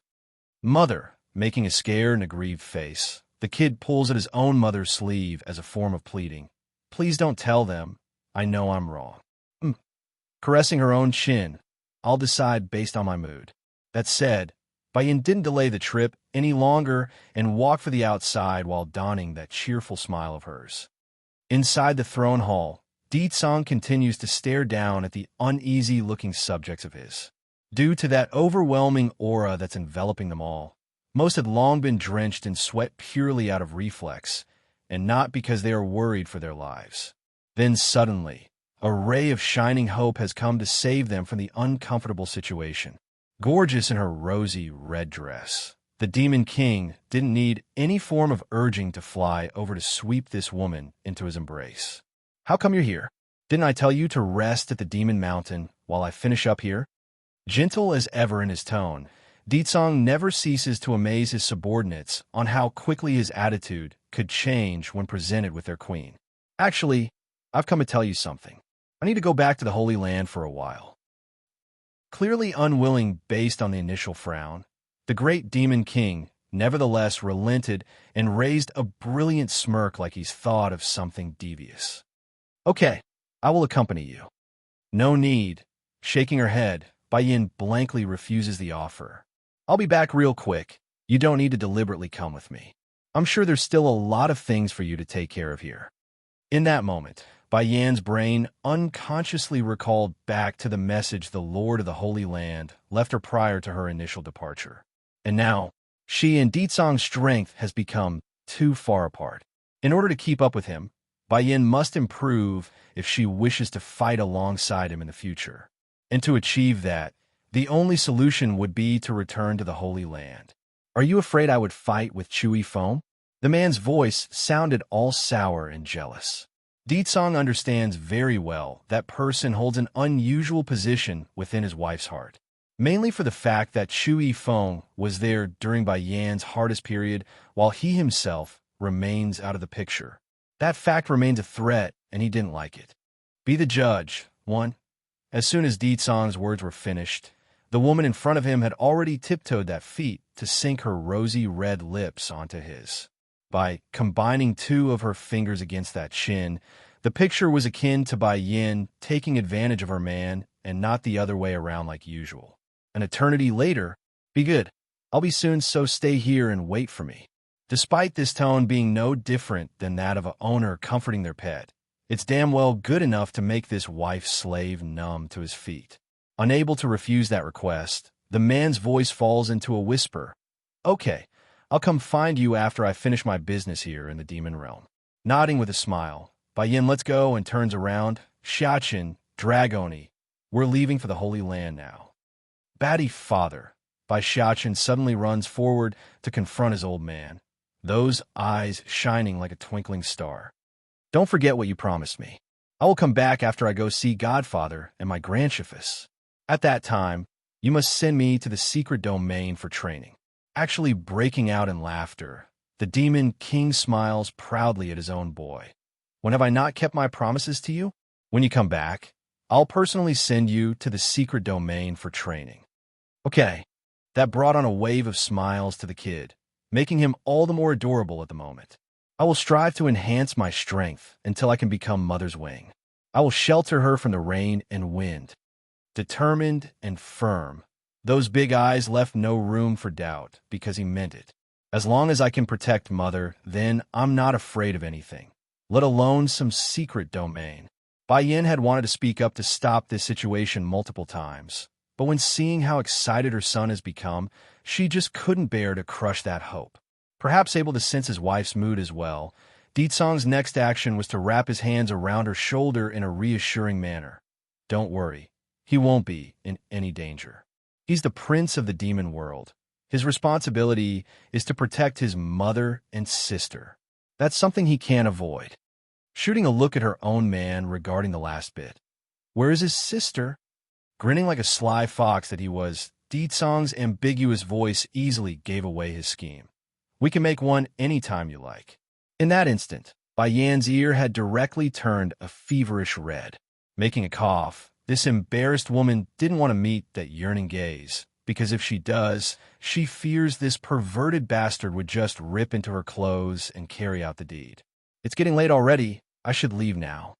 Then, as if thinking of something, Bai Yin swings around again to meet his. Also, I've already forgiven Second Elder and Fire Plume. You mustn't make trouble for them. Deetsong frowned at that. In a man's opinion, his wife wouldn't have run away from home to begin with if not for those two. However, now that Bai Yin has spoken up for them, he could only respect that decision despite the unwilling heart. Bye-bye, batty father. Waving at his old man as they left, the little steam bun somehow seemed more receptive at having a father compared to before. He's actually bothering to do what a son does in a parting situation. Wait a minute. Turning around at the sudden call of her man again, Bai Yin makes a rather confused look. Deetsong, is there something else you need? I'll send you. Among his proud face, there's a glint of pleading like he won't have it any other way. Okay. This time Bai Yin didn't refuse him. All smiles in the face. Why are you acting so nervous? It's not like I'm not coming back. I only want to cherish every minute I have with you. It's true he would respect her wishes and not force along, but that doesn't mean he won't take advantage of every possible second that's within reach. Be the judge, too. Quietly following behind the two females in his group, Bai Xiaqin's disgruntled face showed he's frustrated and depressed. Why do I feel like I am redundant now that Mother has accepted Batty Father? Swinging around to blink her curious eyes, Dragoni comes to the boy's side. Why? Because Mother would normally give me some hugs and kisses whenever possible, but now it's always Batty Father tossing me aside when that happens. I'm starting to feel like I'm not his son and was picked up from the streets. Clouded in a mist of white, the Holy Land's main base was akin to a wonderland in how surreal it appears from afar. But unlike the usual serene and peaceful picture, Bai Yin was surprised to find her former home crowded with unfamiliar faces. What's going on here in the Holy Land? I've only left for a while. Why are there so many people coming to the Holy Land? Lady, aren't you here to attend the recruitment process? Why do you not know what's happening? One of the young lads nearby offers an explanation after seeing how pretty that face was. The Holy Land is going to recruit disciples again. A pang of dismay filled Bai Yan's face. Didn't we recruit people before already by sending examiners out into the world? Why are we recruiting even more? This can't be right. Did something bad happen? Mother, Bai Xiaqin makes a yawn, obviously bored by the unrelated matter. I want to go see my grandchiefess and godfather. Can we go ahead first? Okay.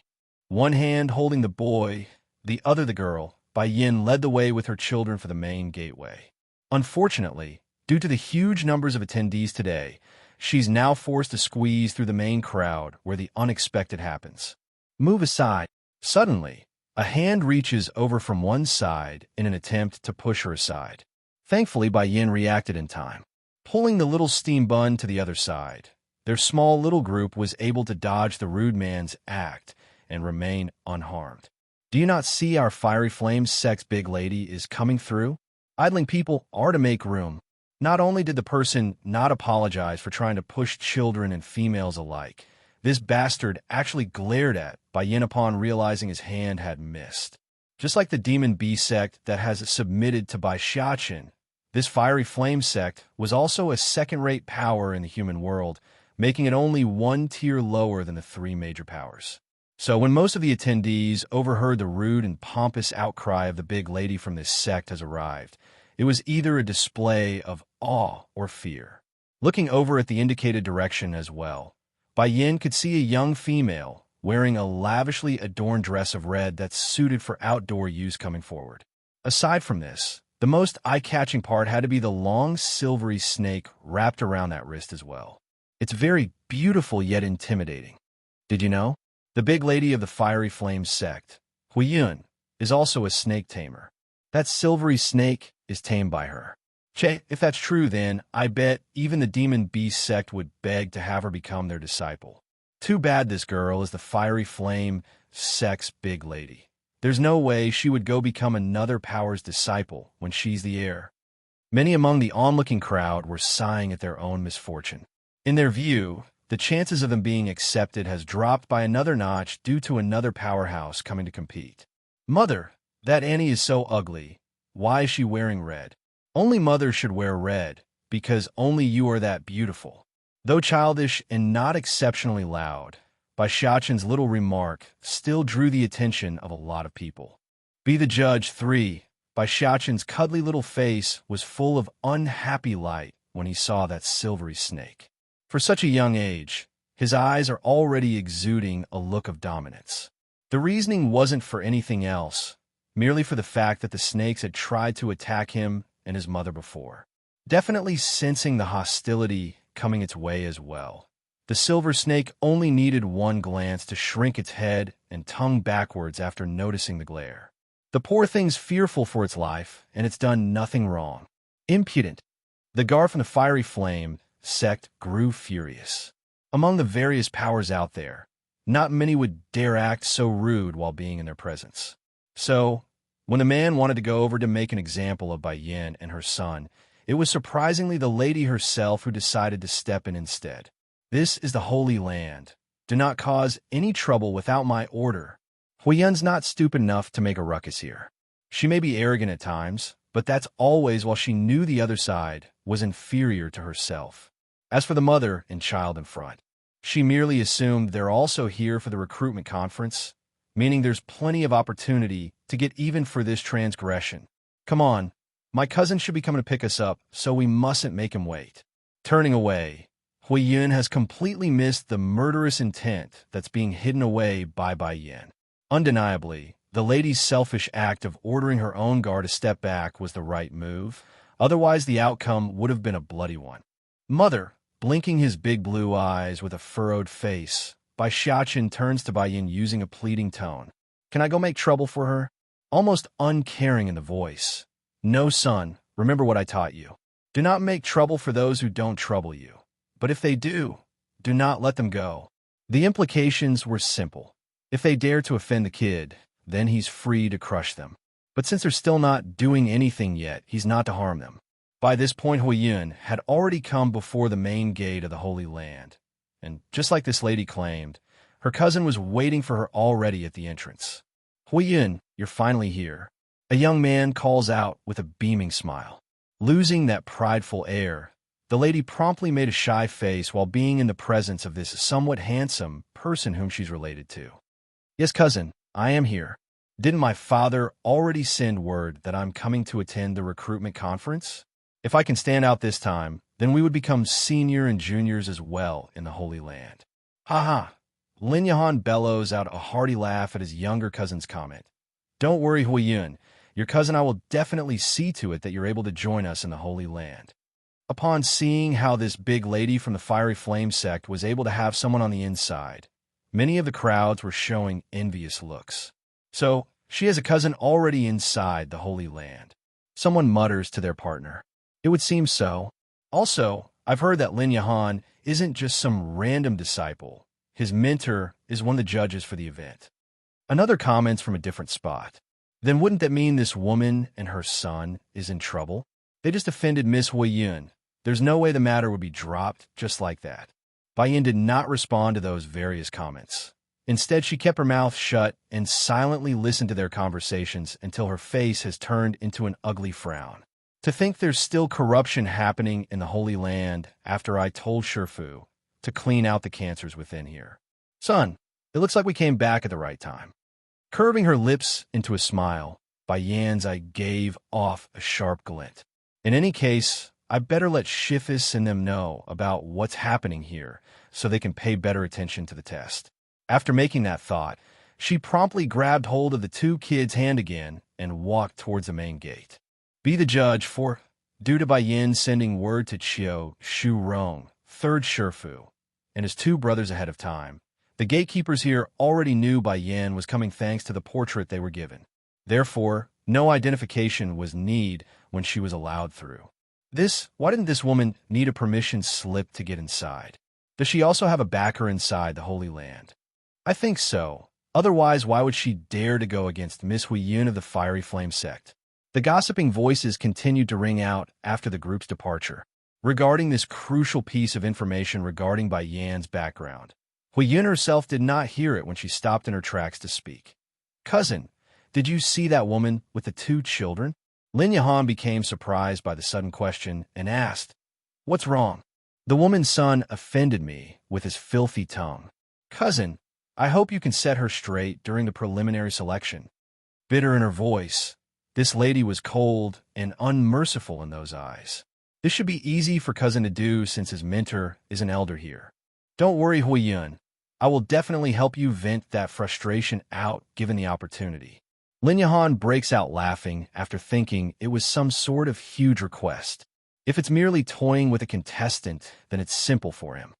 Bai Yin did not hear the scheming conversation about herself when entering the Holy Land due to the different direction she took for the Holy Island. She wanted to go see her three Shifus, and it's very likely they are there because the task of maintaining her island has fallen onto the three seniors after she left. Sure enough, the sight of the three seniors sipping tea and sitting on their chairs were soon within view. Towards this picture, she just couldn't resist a smile because it was these three who gave her all the warmth back then, and it was they who outstretched a helping hand during her most difficult time. Yin Yin, Ren, second, was the first to notice the familiar presence nearby. Lighting up in the face as he stood, You're back. His words instantly roused Zheng Qi, first, and Qiu Shu Rong, third, to turn around as well. Showing surprise and joy in their eyes, the two happily got up from their chairs to meet the group. All right, is this little lass the one you were looking for?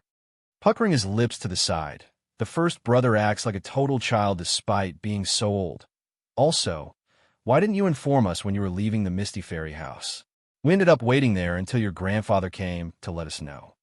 Bai Yin starts giggling hilariously at her third Shifu's appearance. Shifus, how is your alchemy doing lately? Have the three of you been practicing the recipes I left behind last time? Zheng Qi, the biggest brother, suddenly shoots an apologetic look to the youngest one before throwing Qiu Shu Rong under the bus. Me and your second Shifu have successfully refined the recipe you gave us. It's only your third Shifu here who hasn't done so. Yes, your third Shifu here is too stupid. Disciple, you should harshly punish him. Rennie adds, making sure the attention doesn't fall onto himself next. Flushing red from anger and embarrassment, Qiu Shu Rong spews fire at his two traitorous brothers. Would it kill you two old farts to not sell me out? Almost unable to keep herself together after seeing how the three troublesome old fellas are about to start a fight, Bai Yin decides to change the topic. All right. I'm not here this time to check on your alchemy. There's something else I want to say. What's the matter? For a time, all three pairs of eyes were locked onto the woman's face. I want to enter the holy domain mentioned by the Lord before. The holy domain was the equivalent of the secret domain in the demon realm. Just like all miraculous places that could help bolster one's cultivation by training in there, it's also very dangerous, and one would likely not return if the enterer wasn't careful. This time, for Ditsong's sake, for the demon realm's sake, I must take this risk. Be the judge, 5. You want to enter the holy domain? Zheng Qi exclaims. This matter must be discussed with the Lord before we go any further. If anything happens to you, not only will us three here be unable to live anymore, the Holy Land will also suffer a great loss. Okay, nodding at her big Shifu's concern, Bai Yin didn't want to force the matter if they are unwilling. I haven't seen him for a long time, too. It's a good chance to go visit that old man. Also, I want to ask you three about another matter.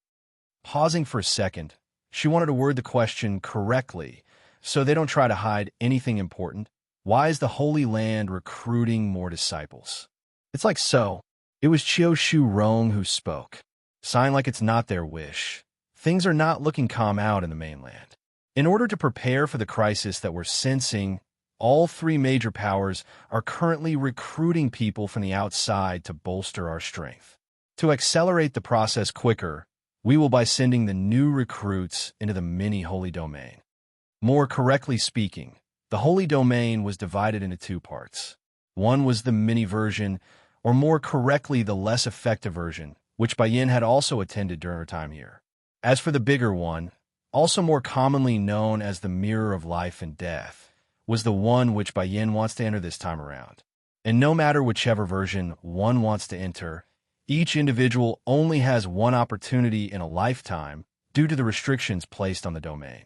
That meant if it wasn't a last resort and very urgent, the Holy Land wouldn't be sending ill-prepared new recruits into the mini version where it's very much possible to be killed if they're not talented and capable. If we're going to be sending those people into the mini domain, then we can't have any unfair corruption happening. We must make sure the test is fair and just. Caressing her chin, Bayin solemnly states this to her Shifis. Speaking of which, you came back just in time. The Lord wants you to be the judge for this event. Me? Bayin's I began to narrow into a slit. I have no time to spare. I need to train inside the holy domain. Disciple, you mustn't be impatient. Opening the main holy domain requires time as well. Being the judge for the recruitment conference wouldn't take up much of your time anyways. Scanning the three old fellas with skeptic eyes. Why aren't you three being the judges instead? Be the judges? How silly. Only someone with issues in the brain would want such a troublesome job. All three of them thought of the exact same response, only that they didn't dare to say it aloud. Yin Yin, we're still rough around the edges when refining that new recipe you left us.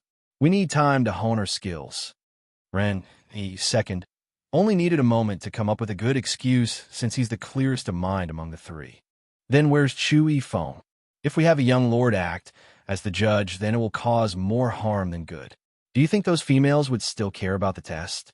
More like they would try to devour him before anything else. Then Chewy? If Chewy Fong is out of the question, that younger sister of his is qualified, right? Her? Of course not. With that girl's crazy character, the whole test would likely become a huge mess at the end. Heck, if her mood is bad, she might even burn down the stage down right then and there.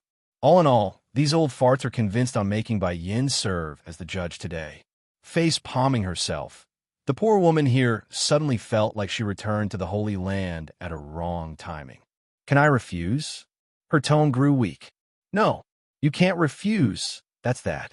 This time the judge must be you, and the princess can only be your aide at most. It's likely only you are able to control that lass in this entire place. A determined face. Ren doesn't allow his student here to refuse at all. Mother, Bai Xiaochen suddenly tugs at his mother's sleeve with his eyes shining. I also want to be an aide. First looking at the little steam bun, then at Bai Yan's face, Dragoni was also showing a hopeful face. I also want to help. We'll talk about this later. First I'll meet with the Lord and Chui Yi. All right, where's Chui Feng right now? Is here in the Holy Land? Bai Yan asks after a moment of hesitation. Almost immediately, the three seniors' faces were stiff and awkward when they sighed. Be the judge, 6. Bai Yan could already guess the answer after seeing their faces. For that, guilt was all she had to feel for the situation because she owes that man way too much and couldn't return any of those feelings. Let us go. Zheng Qi first pats her shoulder with a bittersweet smile. Although we are eager to have you accept the young lord's feeling, but we also know love cannot be forced. Regardless of what you choose, us three will always support you. Sure, Fu. Overflowing with warmth in the heart, Bai Yan makes a genuine smile at their support. You three will always be my sure Fu too, now and forever. Ha ha ha. Zheng Qi laughs aloud. What more can we ask for when you're going that far? Come, we will go see the Lord. He was just mentioning you not long ago, saying he's wondering when you will come back to see him. Inside a room, the table here was a total mess while Chu Yi continued to nibble on the chicken leg at her hand. Due to this act, her mouth has become covered in fatty oil while the handsome middle-aged man across the table eyed her consciously with a pang of drunkenness in the face. Pa, did you call for Bai Yan to come back yet? Casually tossing the half-eaten bone to the floor, The young girl locks onto the wine bottle in her old man's protective hand, not missing this thieving look in his own daughter's face. Lord Chu ran directly, sends a knock on the girl's head with his knuckle, and covered up the lid with a cork to stop any chances of a theft. This is something Zheng Qi, first, spent a lot of effort to get me. I've already given you a sip earlier. Don't even think about stealing the rest from your pa. Shooting a warning look. Chu Ran's face told the lass that he will knock her again if those oily fingers so much as moved an inch closer. Also, Bai Yin should be coming back within the next few days, according to the elder's word. Oh, Chu Yi's petite face promptly bloomed, a shining grin as her eyes lit up. That's wonderful. I have to write a letter to brother, so he knows when to come back. Although Bai Yin has already accepted Di Cong to be her partner, but this troublemaker knows her older brother only needs a glance to be satisfied. Therefore, a sister must do what a sister should, and that's making opportunities whenever possible. When Chu Ran was about to comment some more, an old attendant had hurried through the door and interrupted their conversation. Cupping his fist, the senior spoke. Lord Princess, Elder Zheng Qi and Miss Bai Yin is here.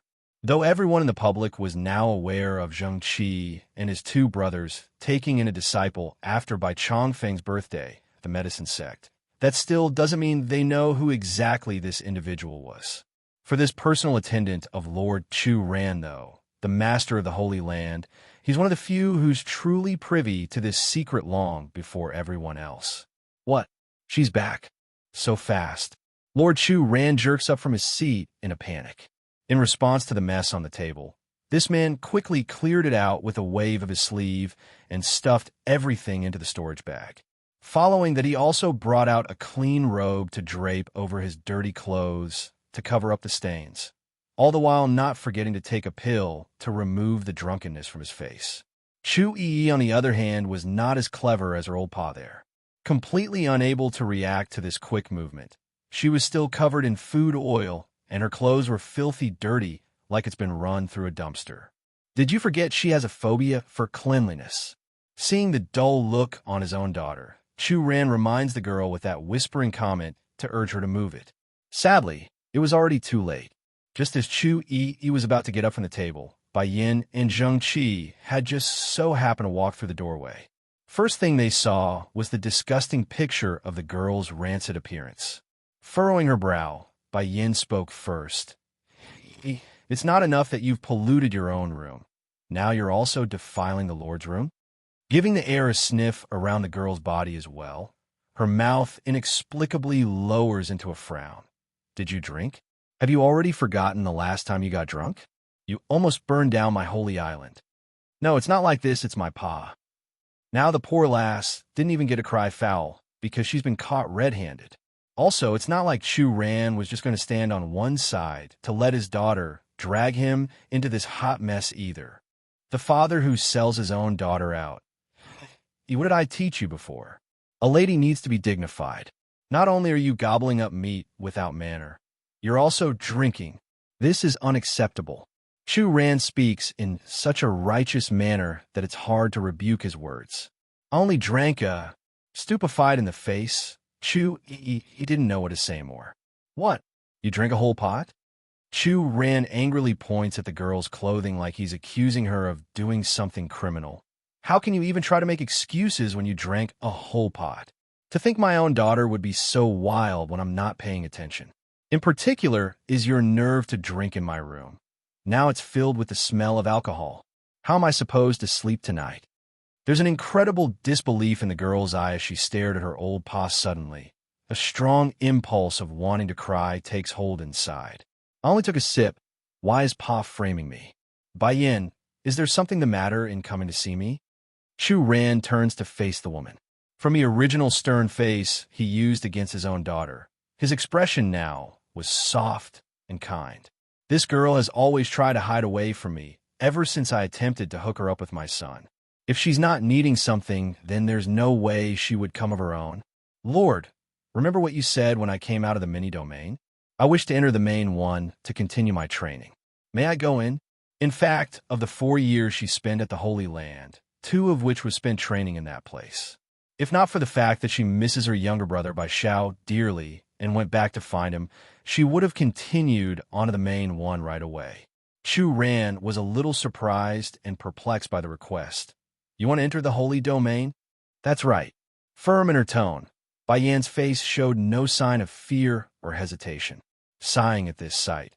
Lassie, I did say you can enter the real holy domain, but you must understand that the danger also increases exponentially. Compared to the mini version you entered, it's hundreds of times worse. I do admit, though, when there's danger and wealth usually comes hand in hand, there's no better way than enhancing your strength in this manner. Looking up to face the woman's eye, Lord Chu Ran's voice became solemn and stern. Also, the time flow inside there is unlike the outside. It's much slower. If you spend a year in there, then it's only a month out here. Are you sure you want to go through with this? Bai Yan did not answer right away, because she didn't know about the fluctuating time flow. I need an answer that you are certain of. Do you really want to go in there despite all the dangers involved? Softening up in his voice on this part, the man's face was neither aggressive nor rude. Yes. All right, I will respect your choice here, but know that it will take a lot of time to open the entrance to the holy domain. Slowly coming up to Bai Yan to give her a pat on the shoulder, Chu Ran's tone sounded regretful. I've always treated you like my daughter-in-law, but now that you're married to someone else, no matter, you will always be my daughter. Lord, moved by those words, Bai Yan almost couldn't hold back a trickle of tear from how moved she felt. These people here have done nothing but treat herself and her son good. Chu Ran chuckled at this image. I won't bother you with the unimportant stuff. Just know that I've always wanted a capable daughter like you. If he could even be half as good as you, then I won't have to be so worried all the time. Definitely hearing that last comment about herself, Chu Yi didn't even know who to cry to about her woes. Am I that unwanted? I knew it. Someone else's child will always be better than their own. That's why Pa's belittling me so much. Frame one oomph.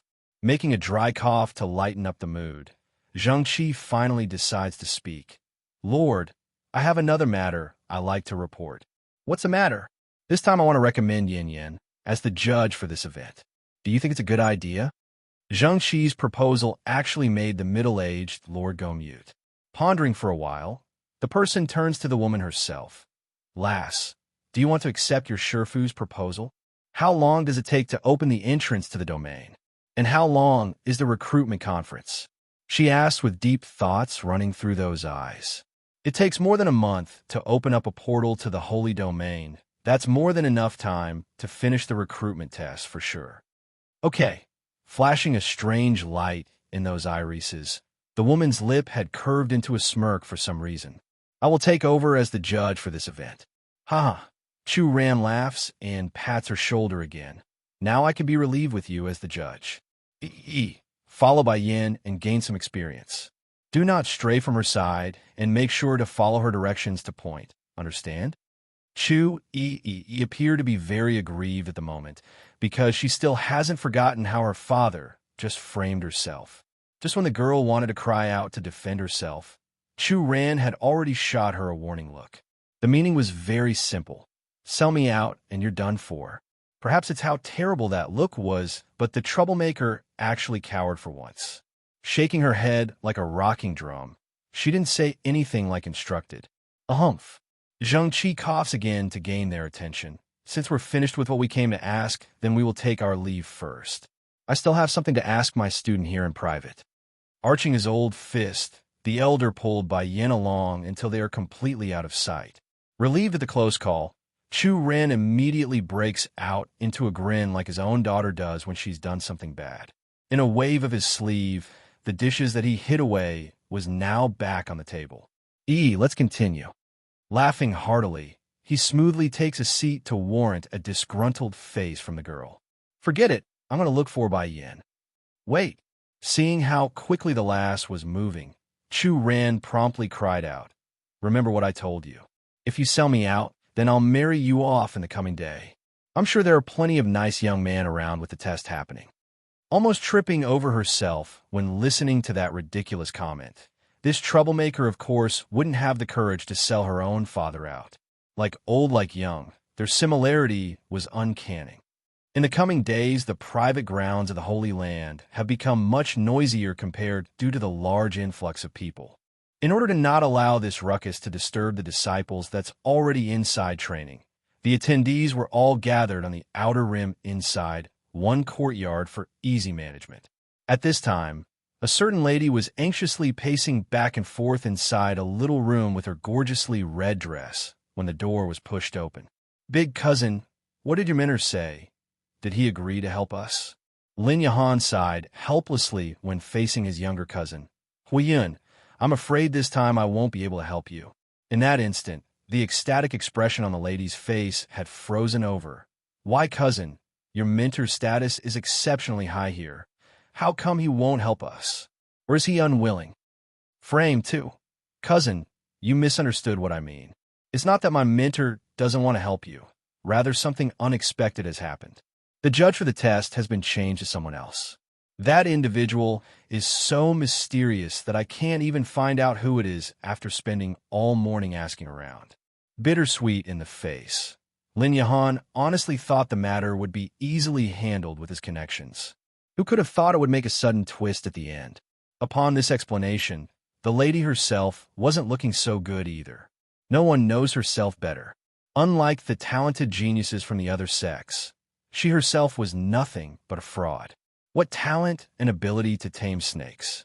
They're all boastful lies made by her own sect. For example, this silvery snake around her wrist was subdued by an elder and then handed to herself. If not for the accessories around her body that could suppress others' ability to examine her true strength, the public would have long exposed herself. Now imagine someone poking fun at her in front of the public. That's equivalent to playing with dynamite. Hence the reason she's so obsessed with removing Bai Yin. "Cousin, can you help inquire about that judge then? As long as I know who that person is, then I'm sure I can get them to help me." Tightly gripping her fist, Huiyun raises her hopeful face to meet those eyes. Looking at his little cousin's pitiful appearance, the young man just couldn't help but shake his head. "The Holy Land is very confidential about the identity, and my mentor doesn't even know where that person came from. Also, you would never guess, the princess of the Holy Land will be attending the test as her aide." Huiyun was shocked by this news. If even that evil princess is only worthy of being her aide, then what kind of background does that one has? However, you don't have to worry. Aside from the mysterious judge and the princess, there are some other disciples helping them as well. As it so happens, I know one of them and have a good relationship. Through him, I can guarantee your selection. Raising those lips, Lin Yahan makes a smile he believes to be quite handsome. After all, no one person can take into account of the entire test. When none is looking, I'll make my move and have you win. Huiyun finally breathed a sigh of relief, punching the young man's chest like a shy little maiden. "Cousin, I'm so happy you thought of everything for me. Why didn't you tell me earlier? Making me all worried and stuff.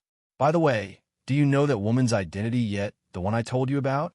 Feeling the soft, tender hand against his own flesh, then seeing that pristinely white skin around the girl's neck that's almost showing the coveted part, Lin Yahan gulps hard. "I've had my people check on her already. Don't worry, Huiyun. Your big cousin here won't let you down." "Of course, I will always have confidence in you, big cousin. You have never let me down before." Hanging that head low like she's all shy and stuff, just that I hope you can help me make that woman disappear during the selection. I don't want to meet her and her son. Ha ha ha. Laughing, Lin Yahan went ahead to begin caressing the girl's hand. "Don't worry, Huiyun. I will do my best. Though I can't directly dismiss that woman due to them all having some sort of background. However," frame 3, slightly narrowing in his eyes, a flash of coldness flickers in the man's iris. "I have a way to make that woman lose her reputation and standing. Once that's done, it will be easy to expel her from the Holy Land. By then, she won't be able to compete with you anymore. Nothing but a woman. I can easily deal with her since I'm a disciple here. No one will be able to displease my little cousin here." In no time at all, 3 days had come and went just like that. For those coming to attend, they are now gathered at the venue awaiting the start of the test. Among those standing out the most had to be Huiyun due to the large entourage she gathered around herself. She exuded the air of proudness, yet cold and distant like a figure of superior status. Nevertheless, the facade on the outside could never hide the impatience on that face. "Miss!" Suddenly, the maid to the lady's side speaks up. "That woman is coming." Shooting her attention over to the indicated direction, Huiyun could see the mentioned woman and two adorable-looking children. Under the glistening ray of the afternoon sun, the woman was gorgeous and mesmerizing in that rosy red dress, a true fit. Meanwhile, the little boy holding the left hand wasn't so bad either. Donning a purple robe of noble air, it's hard to imagine why such a small child could produce such strong momentum. As to the young missy that's holding the right hand, she's sweet and pretty to look at. Anyone seeing this picture would simply want to be melted away by that cuteness. This woman is finally here, darkening in the face until it's somewhat menacing. "Do you remember what I told you before?" The maid nodded hurriedly. "Of course, milady. I remember everything very clearly." "Good." Huiyun sneers. "Cousin is right. This woman deserves to have her reputation ruined." Just as Bai Yin was in the middle of leading her two little kids up to the main stage to oversee the test, a sudden sarcastic voice had caught her ear. Some people are really shameless nowadays. Even though they are without true skill or ability, they still want to participate in the test. And to think they would try to bribe the judges' people just so they can be selected.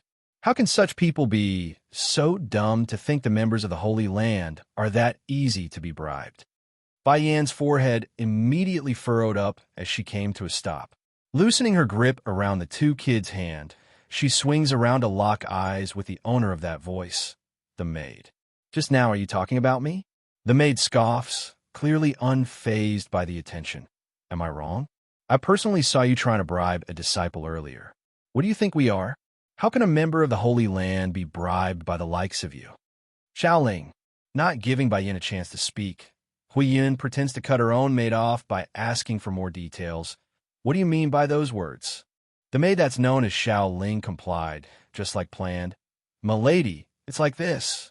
Earlier when I was out getting something for you, I saw this woman trying to bribe one of the Holy Land's disciple and even tried to use her own body to tempt the poor guy. Of course, I picked up the reasoning is so she could be selected during the test. I truly can't stand for such filth and refuse to let someone so low to be in the same event as you, milady. That's why I'm exposing her before the public."